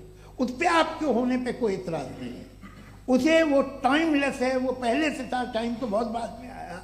ये सब आप मानने को तैयार है जिसका आपके पास कोई सबूत नहीं, आपके पास कोई रीज़न नहीं है। आपकी तारीख क्या है मजहबों की? बिलीफ की, जो खुदाओं का बिलीफ है, ये कॉन्स्टेंटली गलत साबित होता रहा है। मतलब आप कहें कि अरिस्टोटल के ज़माने में तो सब जाहिल थे, वो भी इतने ही यकीन से खुदा पे यकीन रखते थे, जो अब नहीं रहा। ये भी नहीं रहेगा, आप लिख लीजिए। और इसके आसार आपको दुनिया में दिखाई देना शुरू हो चुके हैं। ये बहस क्या आज से 100 साल पहले इस तरह हो सकती थी? यहाँ तक तो आपको हम ले आए हैं। तो सर अरे इनको मदद की जरूरत नहीं भाई, ये सेल्फ सफिशिएंट आदमी है, आप क्यों इनकी मदद कर रहे हैं? Sir please. तो ये जो है तमाम बातें अपनी जगह हैं। ये एक पैकेज है। आप अकेले, कोई आदमी ऐसा नहीं जो सिर्फ गॉड को मानता हो, उसके साथ बहुत पैराफर्नेलिया आता है, अलग अलग पैराफर्नेलियाज आते हैं। They are only, they have always created chaos in the society. मैं तो आपको सीधा ऑफर देता हूँ कि दुनिया में 10 इम्पॉर्टेंट बिलीव्स हैं। आप 1 मानते हैं, 9 नहीं मानते, 9 में आप एथियस्ट हैं, 9 को आप बिल्कुल रीजनेबली मेरी तरह देखते हैं। तो 90 मजहबी आदमी भी 90% एथियस्ट है, वो दूसरे खुदा नहीं मानता, एक खुदा मानता है अपना वाला, बाकियों को कहता है गलत है। अगर आप मानना ही बंद कर दें तो आपका 10% चांस है कि आप सही हैं और 90% चांस है कि आप गलत हैं। मेरा मशवरा है आप मानना छोड़ दिए तो 50% चांस होगा कि आप सही हैं और 50% चांस होगा, 40% आप गेन करेंगे बाय बिकमिंग एन एथियस्ट।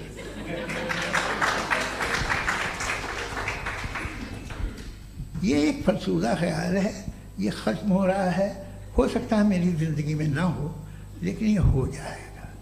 जो बातें ये इनको आप मेटाफिजिकल ये वो ऐसे रिस्पेक्टेबल टर्म दे दिए, ये तो उन लोग के हैं जिन्हें ना फिजिक्स मालूम थी ना मेटा मालूम था, ये उन्होंने आपको दिए हैं।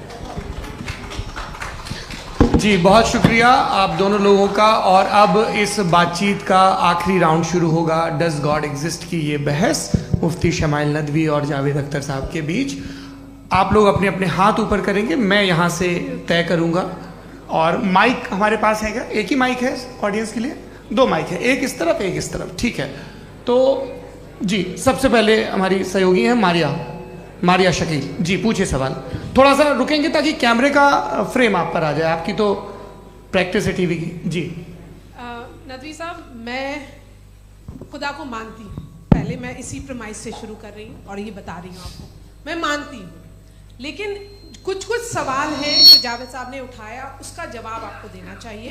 पहला सवाल ये कि गज़ा में सालों से छोटे बच्चे मर रहे हैं, वो उनको अगर खुदा मर्सीफुल है, हम मानते हैं कि अल्लाह ताला में बहुत ताकत है, तो वो बच्चे क्यों मर रहे हैं?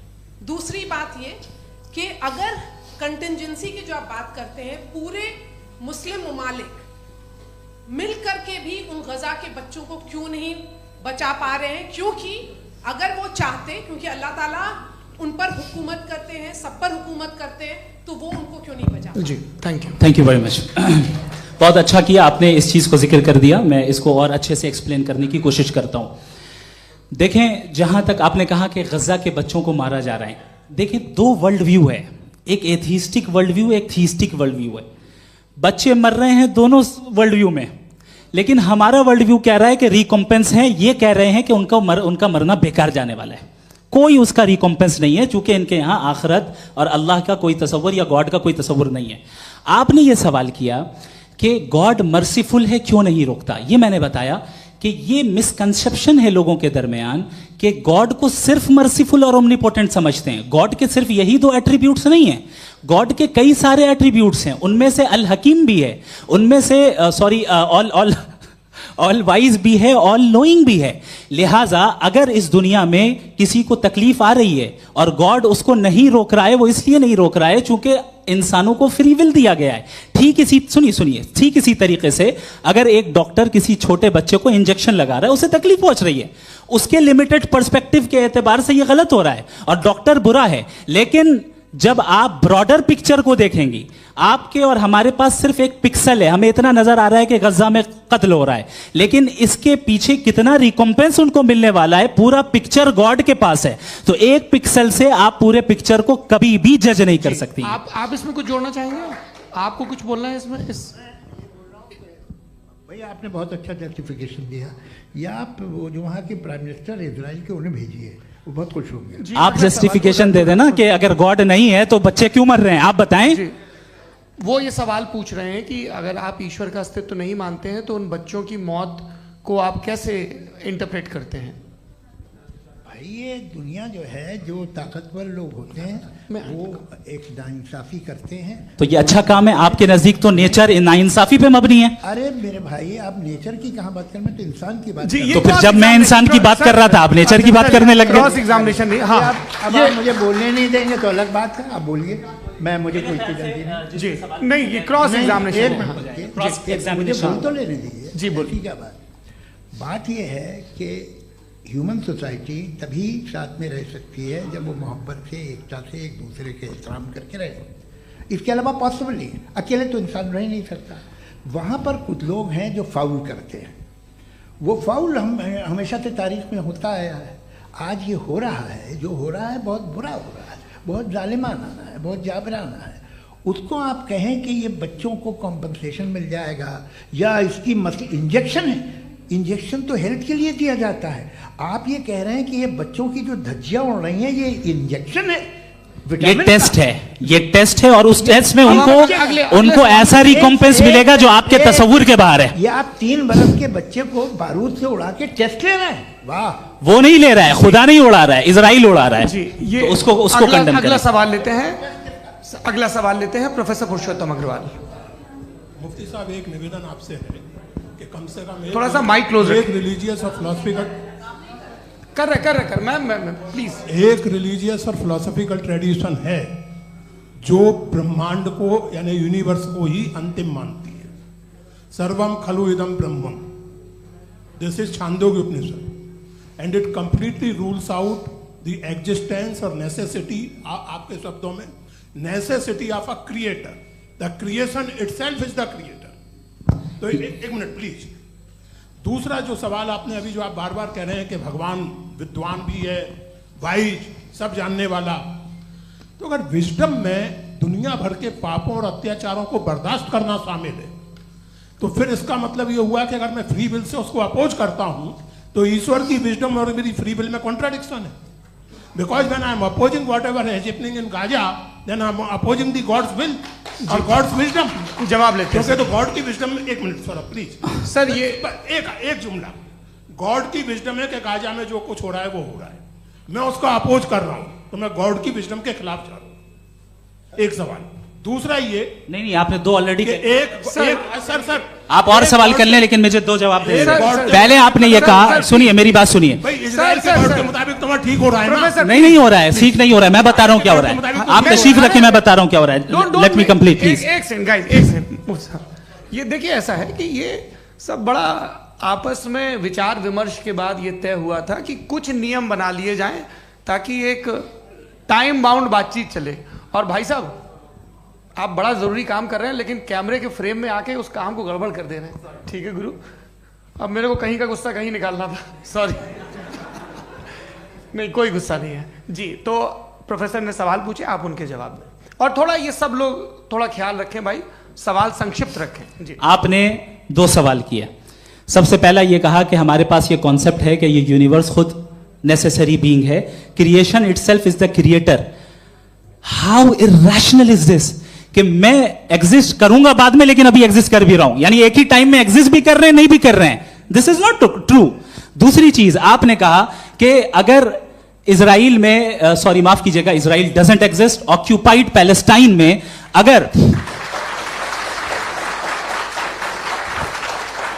अगर ऑक्यूपाइड पैलेस्टाइन में बच्चों को मारा जा रहा है फ्री विल की वजह से और गॉड नहीं रोक रहा, ये कॉन्ट्रडिक्शन है। ये बताइए कि एक एग्जाम में एक बच्चा गलत आंसर लिख रहा है, सुनिए, एग्जामिनर चाहे तो रोक सकता है, क्यों नहीं रोक रहा है? ये कॉन्ट्रडिक्शन है, ये कॉन्ट्रडिक्शन नहीं है। नहीं सर, ये आपस में जी, ये क्या आपका सवाल? माइक दीजिए। फ्री विल दिया गया है टेस्ट के लिए, अकाउंटेबिलिटी के लिए। अगर फ्री विल नहीं होता तो आप कहते हैं हमें रोबोट बना दिया गया। नॉट मिसरिप्रेजेंट माय पोजीशन, आपकी जो भी पोजीशन, मैं अपनी फ्री विल के नाते, अपने ह्यूमन विजडम के नाते गाजा में हो रही अत्याचार का विरोध करता हूं। बिल्कुल करना चाहिए। आपके हिसाब से मैं गॉड की विजडम का विरोध कर रहा हूं? बिल्कुल नहीं, जो हो रहा है गॉड, बिल्कुल भी नहीं, बिल्कुल भी नहीं। उसका वहां पर गाजा में कत्ल होना ये इंसानों के गलत इस्तेमाल का नतीजा है, फ्री विल के इस्तेमाल का नतीजा है। गॉड इसका हुक्म नहीं देता, उससे रोकता है। यही तो मसला है ना, आपके लिए कॉन्सेप्ट क्लियर नहीं भाई, आपने तो बताया था इंजेक्शन लगाने से बच्चे को तकलीफ होती है, ये इंजेक्शन लगा। सर आप ऐसे रेटोरिक स्टेटमेंट दे तब तो कोई मसला नहीं समझते रहेंगे। This is a rhetoric statement, this is not a logical argument sir. I am sorry, I am sorry. आखिरी 30 मिनट बड़े मुश्किल होने वाले हैं जी। मुफ्ती साहब आगे बैठे हैं, इनको माइक दीजिए। हाँ तरुण, माइक आप अपने पास रखिए, आपको कैमरे का फ्रेम पता है जी। सबसे पहले दोनों को मुबारकबाद। एक सर अपना आप नाम बता दें। आप अमेरिका में शिकागो में रहते हैं, इतना मुझे याद है। बताया आपको, यासिर नदीम अलवाजदी मेरा नाम है। जावेद सर, आपसे एक क्वेश्चन है इन्फिनिट रिग्रेस के ताल्लुक से। एक हाइपोथेटिकल सिनेरियो है, मसलन अगर आप सर माइक थोड़ा सा प्लीज क्लोज रखिए जी। अगर आप शायर इसलिए हैं कि आपके कोई उस्ताद शायर थे, और वो इसलिए शायर थे कि उनके कोई उस्ताद शायर थे, और इसी तरीके से हम माजी में पीछे चलते चलते चले जाएं और कहीं ना रुके, तो माफ कीजिएगा आप कभी शायर नहीं हो सकते। लेकिन आप शायर हैं, आपका शायर एग्जिस्ट करता है, इसका मतलब ये है कि आप कहीं ना कहीं रुके हैं। तो मेरा सवाल ये है कि क्या आप इन्फिनिट रिग्रेस ऑफ कॉजेस को लॉजिकल फैलेसी मानते हैं या नहीं मानते? हाँ या ना? मैं इन्हें लॉजिकल फैलेसी नहीं मानता हूँ, लेकिन मेरा प्रॉब्लम यह है कि जब मैं नहीं मानता हूँ तो I will continue with this logic जो फैलेसी नहीं हो। आप एक जगह रुक जाते हैं, जाके आप कहते हैं ये गेंद कैसे बनी, ये जजीरा कैसे बना, ये समंदर कैसे बना, ये ज़मीन कैसे बनी, और अचानक गॉड पे जाके आपको ब्रेक लग जाता है। एक बार आप सवाल नहीं करते कि भाई इनको बनाने वाला तो इनसे भी कॉम्प्लिकेटेड होगा, वो कैसे बना, उसके बारे में आपने इत्मीनान कर लिया, वो हमेशा से है। तो अगर आप उसे हमेशा से मानते हैं तो फिर ये मान लीजिए कि कायनात हमेशा से है, क्या तकलीफ फिर हम वजूद में नहीं आते जी है? हम मौजूद नहीं। अच्छा सर क्यों नहीं हो मैं सकता? बताऊंगा प्लीज प्लीज। जैसे मैंने मिसाल दी आपके शेर की। आपका शेर कभी वजूद में ना आता अगर शायर इसी तरह चलते रहते हमेशा। जी माइक मेरे ख्याल से एक सेकंड। इन्फिनिट रिग्रेस का कॉन्सेप्ट क्लियर नहीं हो जी। पाया, ऐसा रहने दें, लेट्स मूव ऑन सर। ठीक है। हाँ, थोड़ा सा मॉडरेटर का भी ख्याल रखें। नहीं नहीं, आपने तो रखा है, आपने रखा है। यहाँ पे गौहर रजा साहब हैं, वो भी एक सवाल पूछना चाहते हैं। माइक या नीचे से ऑन कर दिए, नीचे। पहले तो ये कह दूं कि मैं उन बच्चों से शर्मिंदा हूं जिनको गजा में कत्ल किया गया, क्योंकि हमारे होते हुए कत्ल किया गया। लेकिन उससे ज़्यादा शर्मिंदगी इस बात से हुई कि मुझे लगा कि मुफ्ती साहब उसको जस्टिफाई कर रहे हैं। बिल्कुल भी नहीं, आप बहुत ही गलत मुझे बात लगा कर- मैं गलत हो सकता हूं। बिल्कुल गलत मैं है। सवाल पूछ रहा हूं, सवाल मैं देखिए, सवाल अगर पूछ रहा हूं। एक मैं जावेद भाई गौर से साहब, एक डिसएग्री गौर करता साहब, हूं। एक सेकंड देखिए, अगर देखिए ऐसा, एक सेकंड आप सर वेट, अरे आप कुछ मेरे पहले मुझे अपनी बात कह लेने दीजिए। अगर ऑडियंस तय करेगी तो फिर मॉडरेटर का मतलब नहीं। मेरा आप सबसे ये कहना है, ये बहस दो लोगों के बीच में है, एक तरफ मुफ्ती साहब, एक तरफ जावेद साहब। पिछले 1.5 घंटे से ये लोग अपने अपने तर्क रख रहे हैं। आपकी इनसे इत्तेफाकी हो सकती है, ना इत्तेफाकी हो सकती है। मेरे उस्ताद मुझे सिखा गए हैं कि मुखामुखम में असहमति की गुंजाइश बची रहनी चाहिए। अगर मैं आपकी बहुत इज्जत करता हूं गौहर साहब, आपने जो कमाल की किताबें लिखी, साइंटिफिक टेम्परामेंट, लेकिन मेरी ये गुजारिश है आप सबसे कि यदि आप इन लोगों ने जो बोला उन पर टिप्पणियां करेंगे तो ना वक्त की पाबंदी रहेगी, ना वो अनुशासन। आप सवाल पूछ लें, उस सवाल में जो बात आ जाए वो आ जाए।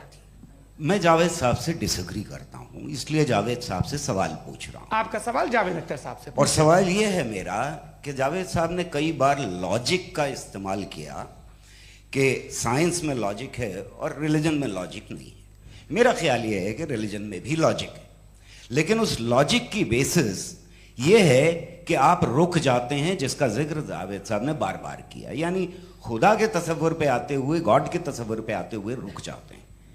और इसमें सवाल पूछना मतलब फॉरबिडन होता है। सवाल यह है कि क्या जावेद साहब इससे अग्री करते हैं कि साइंस की लॉजिक अलग है और रिलीजन की लॉजिक अलग है? बताइए सर। देखिए, 3 चीज़ें हैं, साइंस है, एक है मंतिक है, इस्तिदलाल है, और एक जो है कुछ भी नहीं है, फेथ है, अकीदा है। मैं अकीदे की लॉजिक का कायल नहीं हूँ। मुझे आप इस्तिदलाल से, लॉजिक से, रीज़न से समझाइए, मैं मानने को तैयार हूँ, मेरा क्या नुकसान होगा। लेकिन ये कि अकीदे पे मैं नहीं जा सकता हूँ। अकीदे का मतलब है कि तुम ये मान लो, सवाल ना करो, ये नहीं। आप सारी बातें करके, बड़ी साइंटिफिक बातें करके एक जगह जाके खुदा के हुदूद पे रुक जाते हैं, सरेंडर कर देते हैं। मैं सरेंडर करने को तैयार नहीं। That's all. जी, ये आगे सर बैठे हुए हैं, इनको माइक दीजिए। भाई वो आप पूछना चाह रहे थे ना भाई? हाँ, नहीं मैं ये थैंक यू जी। आपका नाम? आसिम इफ्तिखार। आसिफ जी, पूछिए। सर, जावेद सर से सवाल है कि आपने अपने माइक थोड़ा करीब है। अपने क्लोजिंग स्टेटमेंट में ये बात कही थी कि मज़हब का जो फ्यूचर है वो ज़्यादा दिन नहीं जाने वाला है। लेकिन मैं देख पा रहा हूँ कि जो ऑक्सफोर्ड यूनिवर्सिटी की एक स्टडी है 2011 में हुई है, जिसके 50 एकेडमिशियंस ने इसको अंजाम दिया था, उसमें वो ये कहते हैं कि जो फेथ इन गॉड है वो इनबिल्ट है ह्यूमन नेचर के अंदर, जिसको हम कहते हैं फितरत के अंदर शामिल है वो। और वो ये कहते हैं कि अगर कोई ये समझता है कि मज़हब को वो ख़त्म कर देगा तो ये उसकी गलत फहमी है। तो आप इसके बारे में, इस स्टडीज़ के बारे में क्या कहते हैं? ठीक है, मैं उनसे एग्री नहीं करता हूँ। वो कौन से प्रोफेसर होंगे, ऐसा उनके क्या पास डेटा है, इन्होंने डेटा के बेस होगा। डेटा क्या हो सकता है? फ्यूचर का डेटा तो नहीं हो सकता ना उनके पास, प्रेजेंट का डेटा हो सकता है। डेटा आपने सुना 100 साल पहले का बाद का डेटा? मैंने तो नहीं सुना आज तक। तो आज उनकी ये राय है और होगी राय, ठीक है, दुनिया में तरह तरह की आए हैं लोग, लेकिन मैं समझता हूँ कि वक्त के साथ इंसान ज़्यादा से ज़्यादा रीजनेबल और लॉजिकल होता जा रहा है। आज आप देखिए वेस्टर्न यूरोप में क्या परसेंटेज है नॉन बिलीवर्स की, बहुत हाई, वहाँ चर्च खाली पड़े होते हैं। तो अल्टीमेटली तो इंसान कोई ऐसी बात बहुत अरसे तक नहीं मान सकेगा, चाहे गलत या सही, जो उससे उसके दिमाग को, उसके जहन को, उसके लॉजिक को अपील न करे। वो कह रहे हैं तो ऑक्सफोर्ड के होंगे तो कैम्ब्रिज के होंगे, तो मुझे क्या लेना देना, उनका डेटा मुस्तकबिल का नहीं हो सकता है। जी दीपक, हाँ पूछिए। मैं आऊँगा, अभी पीछे की साइड भी आऊँगा, माइक वहीं भेजूंगा 2-3 साल के लिए। जी जावेद साहब, आपसे सवाल है। नमस्ते। अरे भाई सर, अगर आप ही लोग तय करना है तो फिर 200 लोग तय कर लें। नहीं sir, please don't do this sir. Everybody has a right sir, but we can only take selected questions. No sir, ये यंग लोग भी हैं तो इनकी ये अब उतने यंग, भाई आप यंग हैं कि नहीं हैं? वो कह रहे हैं वो भी यंग हैं साहब, आप उनकी नौजवानी पर दावा उनको ही करने दें। हाँ मुफ्ती साहब आप यंग, हाँ पूछे। अरे भैया सर, मेरा सवाल ये है, कुछ इनसे भी तो पूछो। जी नहीं, बस आपसे एक सवाल है। जैसे थीस्टों के पास अपने जो ईश्वर को मानते हैं, उनके पास अपने सोशल गेट टुगेदर्स हैं। 5 रोज़ क्रिसमस आने वाला है, होली है, दिवाली है, ईद है। एथिस्ट क्या ऑफर कर रहे हैं? मतलब मैं इनकी दुकान से मैं आना चाहता हूँ उस तरफ, पर मैं अट्रैक्ट नहीं हो पा रहा हूँ। मैं सोशल गेट टुगेदर्स क्या है आपके पास? वो ये कह रहे हैं कि जो धार्मिक लोग हैं, अलग अलग धर्म के लोग, उनके उत्सव त्योहार, कांग्रेगेशन बहुत हैं। अब आपको मैं एक सुनाता हूँ, यहाँ हिस्टोरियन भी बैठे हैं। मृदुला जी, आप बताइएगा सही है कि नहीं। ये एक कॉन्स्टेंटाइन, एक ग्रीक रोमन बादशाह था, जो क्रिश्चियनिटी आने के 400 साल बाद उसने डिसाइड किया कि मैं क्रिश्चियन हो जाऊंगा, मेरी पूरी स्टेट कैंसिल हो जाएगी। उस ज़माने में ऐसे ही होता था, राजा जो धर्म इख्तियार करता था वो जनता भी कर लेती थी। इसलिए कि वो हो गया था बैंकक्रप्ट, और उसे जो मेडिटेरियन कोस्ट के रिच क्रिश्चियन वो थे मर्चेंट, उससे पैसा चाहिए था। तो उसने कहा यार क्रिश्चियन हो जाओ। तो उसने अपने वजीर से कहा कि भाई ये हिस्ट्री है कि अब हम लोग क्रिश्चियन हो जाते हैं।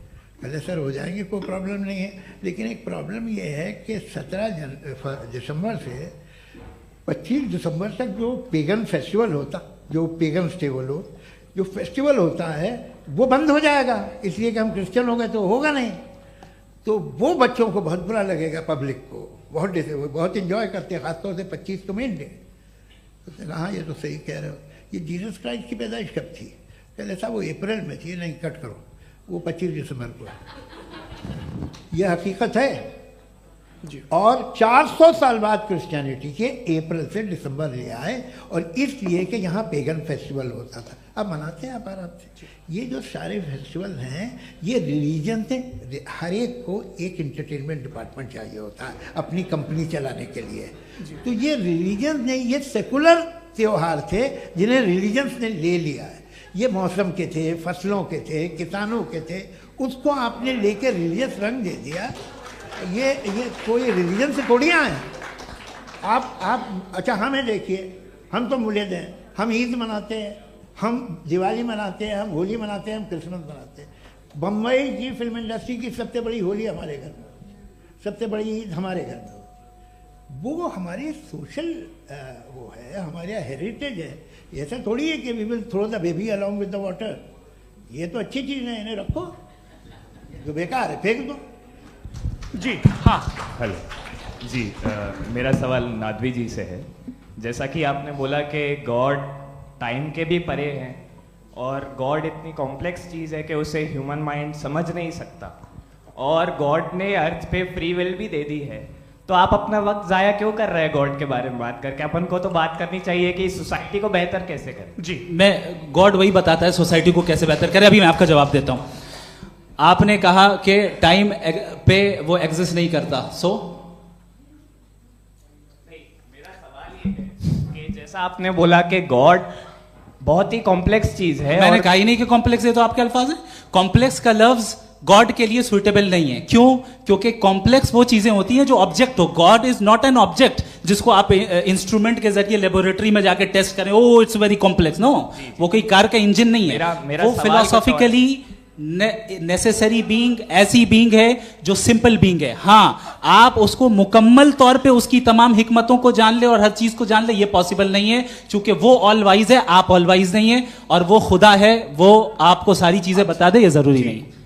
मेरा सवाल ये नहीं था, मेरा सवाल ये था कि जब गॉड इतना परे है इस दुनिया से कि उसने अर्थ पे फ्री विल भी दी है, हम सब ह्यूमंस की फ्री विल है, और जो सोसाइटी में हो रहा है वो अपन लोग डिसाइड करेंगे, तो अपन लोग डिसाइड नहीं करेंगे ना, अपन लोग डिसाइड नहीं करेंगे। गॉड जो है, गॉड ने वो उसकी जात, उसकी एग्जिस्टेंस टाइम एंड स्पेस से परे है, लेकिन वो हमारा टेस्ट ले रहा है और उसी गॉड ने हमें बताया कि तुम्हें क्या करना है क्या नहीं करना है, तो जाहिर है उस गॉड की बात सुनेंगे ना हम। जी, वो पीछे एक चश्मा लगाए जो मैम खड़ी हैं, उनको दीजिए। हाँ, आप जी जी बिल्कुल आएंगे। देखिए मैं कोशिश कर रहा हूँ सब तरफ जाने की। हाँ, उनको दीजिए माइक। जी, हेलो सर, मैं ओमनी प्रेजेंट नहीं हूँ, टाइम पाबंद हूँ और जहां तक कोशिश कर सकता हूँ करूंगा। जी, अपना नाम बताइए। मेरा नाम उर्सुला है, मैं दिल्ली यूनिवर्सिटी की एक स्टूडेंट हूँ और मैं स्टूडेंट फेडरेशन ऑफ इंडिया से हूँ।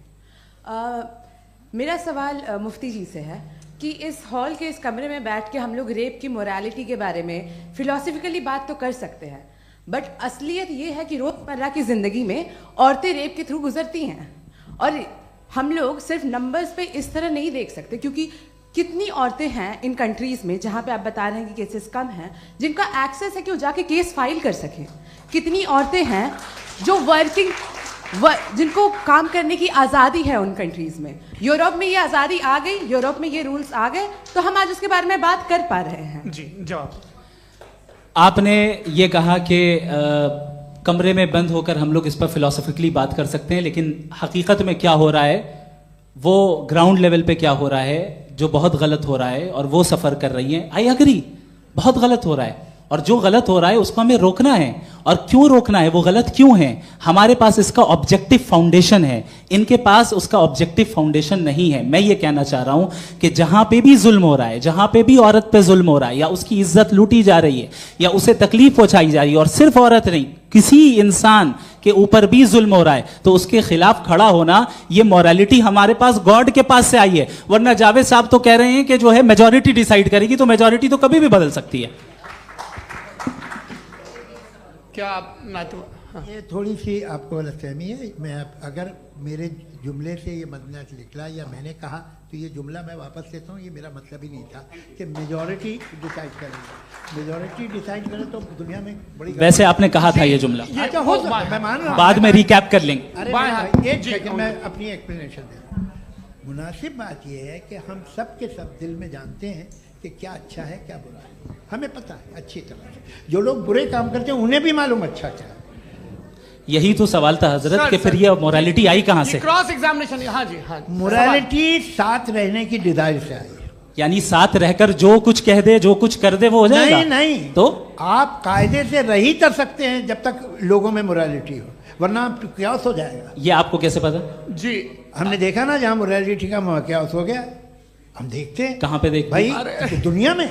आप जो कह रहे हैं, आप कहीं पे अगर गलत हो रहा है, इस बहस तो उसको के बाद आप गलत देखिए। आप एपिस्टेमोलॉजी की बात कर रहे हैं, मैं ऑन्टोलॉजी की बात कर रहा हूं। मैं इस बहस के बाद आप दोनों लोगों को चाय पे होस्ट करूंगा, वहां पे क्रॉस एग्जामिनेशन कर लीजिएगा। अभी ऑडियंस का हक मार रहे हैं आप लोग भाई, सर जस्ट लोग हैं आप लोग।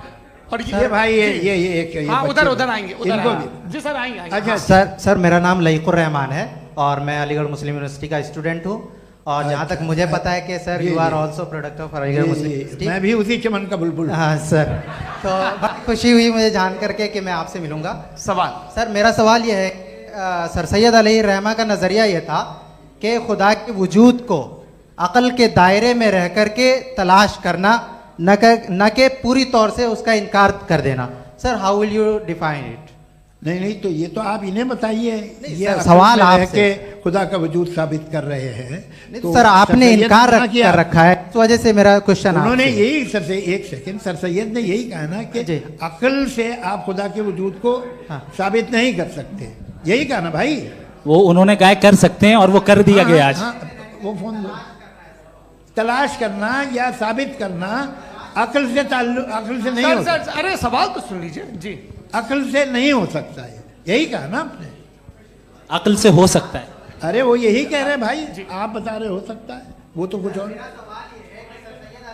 आप अगर सर देखो नौजवान फोन ले लो, वो इतनी कमाल की यूनिवर्सिटी है। अरे भाई दे दो ना जरा, एक मिनट दे दो भाई, मेरी बात सुनो, माइक पे बोलो ताकि जो लाखों लोग देख रहे हैं। माइक दे दो ना।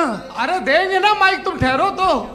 हाँ सर, मेरा सवाल ये था कि सर सैयद अलैहि रहमा का एक नजरिया था अपना कि खुदा का जो वजूद है उसको अकल के दायरे में रह करके तलाश करना है, न कि पूरे तौर से इनकार कर देना है। ये उनका कॉन्सेप्ट था। लेकिन मेरा सवाल ये है कि आप इसको कैसे डिफाइन करते हैं, एक्सप्लेन कैसे करेंगे, मैं आपसे जानना चाहता हूँ, क्योंकि you are the product of Aligarh Muslim University. मुझे अकल के दायरे में रख के मैंने बहुत तलाश की, मुझे मिला नहीं। हाँ ये इधर वो चश्मा लगाए जो, हाँ उनको दे दीजिए। जी जी फटाफट पूछिए, बस 5 मिनट है, 5 मिनट में खत्म हो रहा है। हाँ अस्सलाम वालेकुम मुफ्ती साहब। एंड मेरा सवाल जावेद अख्तर साहब से। क्या नाम है आपका? अरे भैया सब मुझे पूछ रहे हो। फैज पूछिए फैज साहब। तो मेरा सवाल ये है कि अभी जो एथियस्ट है वो problem of evil argument use कर रहे हैं अगेंस्ट मुस्लिम्स, राइट? कि इस दुनिया में इतना सारा इविल है और अगेंस्ट मुस्लिम तो यहाँ अगेंस्ट थियस्ट। हाँ थोड़ा सा करेक्ट कर लीजिए भाई, पूरी मशक्कत ही इसी बात की थी कि किसी एक मजहब पे बात न टिके। जी, तो बेसिकली ये आर्गुमेंट ऐसा है कि इस दुनिया में इतना ज्यादा इविल एग्जिस्ट करता है और अगर एक ऑल गुड गॉड है तो वो रोकता क्यों नहीं है? लेकिन इस सवाल में एक हिडन अजम्पशन ये है कि इस दुनिया में इविल एग्जिस्ट करता है। अब एथियस्ट ये कैसे ऑन्टोलॉजिकली प्रूव कर सकते हैं कि इस दुनिया में इविल एग्जिस्ट करता है? मैं आपको बताता हूँ, थोड़ा सा समझा। नहीं सर, हम लोग इनको सुनने आए। नहीं please don't do that. I want to explain ontologically. हम समझ गए सर, इनको अब जवाब देने दीजिए। अच्छा सवाल पूछ लो। मैं अभी तक क्या था वो मैं थोड़ा सा ऐड ऑन कर लेता हूँ। तुम गुरु, तो हम जब इसका राउंड 13 करेंगे ना तब तुमको स्टेज पे बिठाएंगे। जी तो हाँ जल्दी से। तो देखिए एथियज्म के हिसाब से सब कुछ रैंडमली बन गया है, सब कुछ एटम्स और मॉलिक्यूल्स है। एक पत्थर में और मुझ में सिर्फ इतना फर्क है कि हम लोग एटम्स और मॉलिक्यूल्स का अलग अलग रीअरेंजमेंट है। अब एक पत्थर को कोई इंसान तलवार से 2 टुकड़ों में काट दे या मुझे, according to atheism it is same. There is no evil and good according to atheism. जी अच्छा, फैज साहब का सवाल ये है कि हाँ कोशिश भी करते तो इससे गलत सवाल नहीं कर पाते। एक लाइफ फॉर्म है और लाइफ फॉर्म में फीलिंग्स हैं, मतलब लाइफ फॉर्म सुनता है, देखता है, टेस्ट कर सकता है, फील कर सकता है। तो उसकी जो ये जो क्वालिटी इस बबल में आ गई है वो जानवर में भी है, इंसान में भी है। तो जाहिर है कि उसे कोई तकलीफ पहुंचेगी, तो चूंकि उसके पास वो सेंसिटिविटी है तो मैं करेगा। पत्थर में वो सेंसिटिविटी नहीं है। तो ये क्या सवाल हुआ कि अगर पत्थर को काटा तो पत्थर को तकलीफ नहीं होती, तो आपको काटे तो आपको क्यों तकलीफ हो? बैठ जाइए। जी हाँ अगला सवाल। हाँ पूछे जी जावेद अख्तर साहब।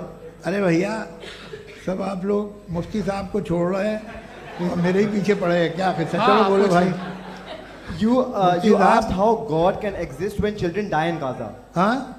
You asked how God can exist when children die in Gaza, and you also mentioned the rise of atheism in Europe. But the same events also are leading many atheists and non-believers to turn towards faith. How do you interpret this contradiction, where suffering pushes some away from God, yet brings others closer to belief? देखिए आपको एक बात बताऊं, दुनिया perfect तो कहीं भी नहीं है, हर जगह कुछ खामियां हैं। बेटा एक मिनट आप ही को कहेंगे, देखो वो तो कुछ खामियां, कमज़ोरियां, खराबियां सब जगह है। लेकिन अगर देखोगे ईमानदारी से कि दुनिया सबसे ज़्यादा महज़ब कहाँ है, एक आम शहरी को कहाँ हुकूक हासिल हैं, वो बोल सकता है, अपनी मर्ज़ी से काम कर सकता है, अपनी मर्ज़ी से राय दे सकता है, हुकूमत के ख़िलाफ़ बोल सकता है, बरसर इक़्तिदार लोगों के बारे में बोल सकता है, सरमायादारों के ख़िलाफ़ बोल सकता है। तो आपको ये स्कैंडिनेवियन कंट्रीज़ में मिलेगा, वेस्टर्न यूरोप में मिलेगा। मैं नहीं कह रहा वो परफेक्ट है, बिल्कुल नहीं, वहाँ बहुत ख़राबियाँ भी हैं, परफेक्ट तो कोई। लेकिन जिन जिन मुल्कों में, लैटिन अमेरिका देखो, गल्फ देखो, वहाँ पर आपको ये ज़रूर है कि रेप नहीं होते होंगे।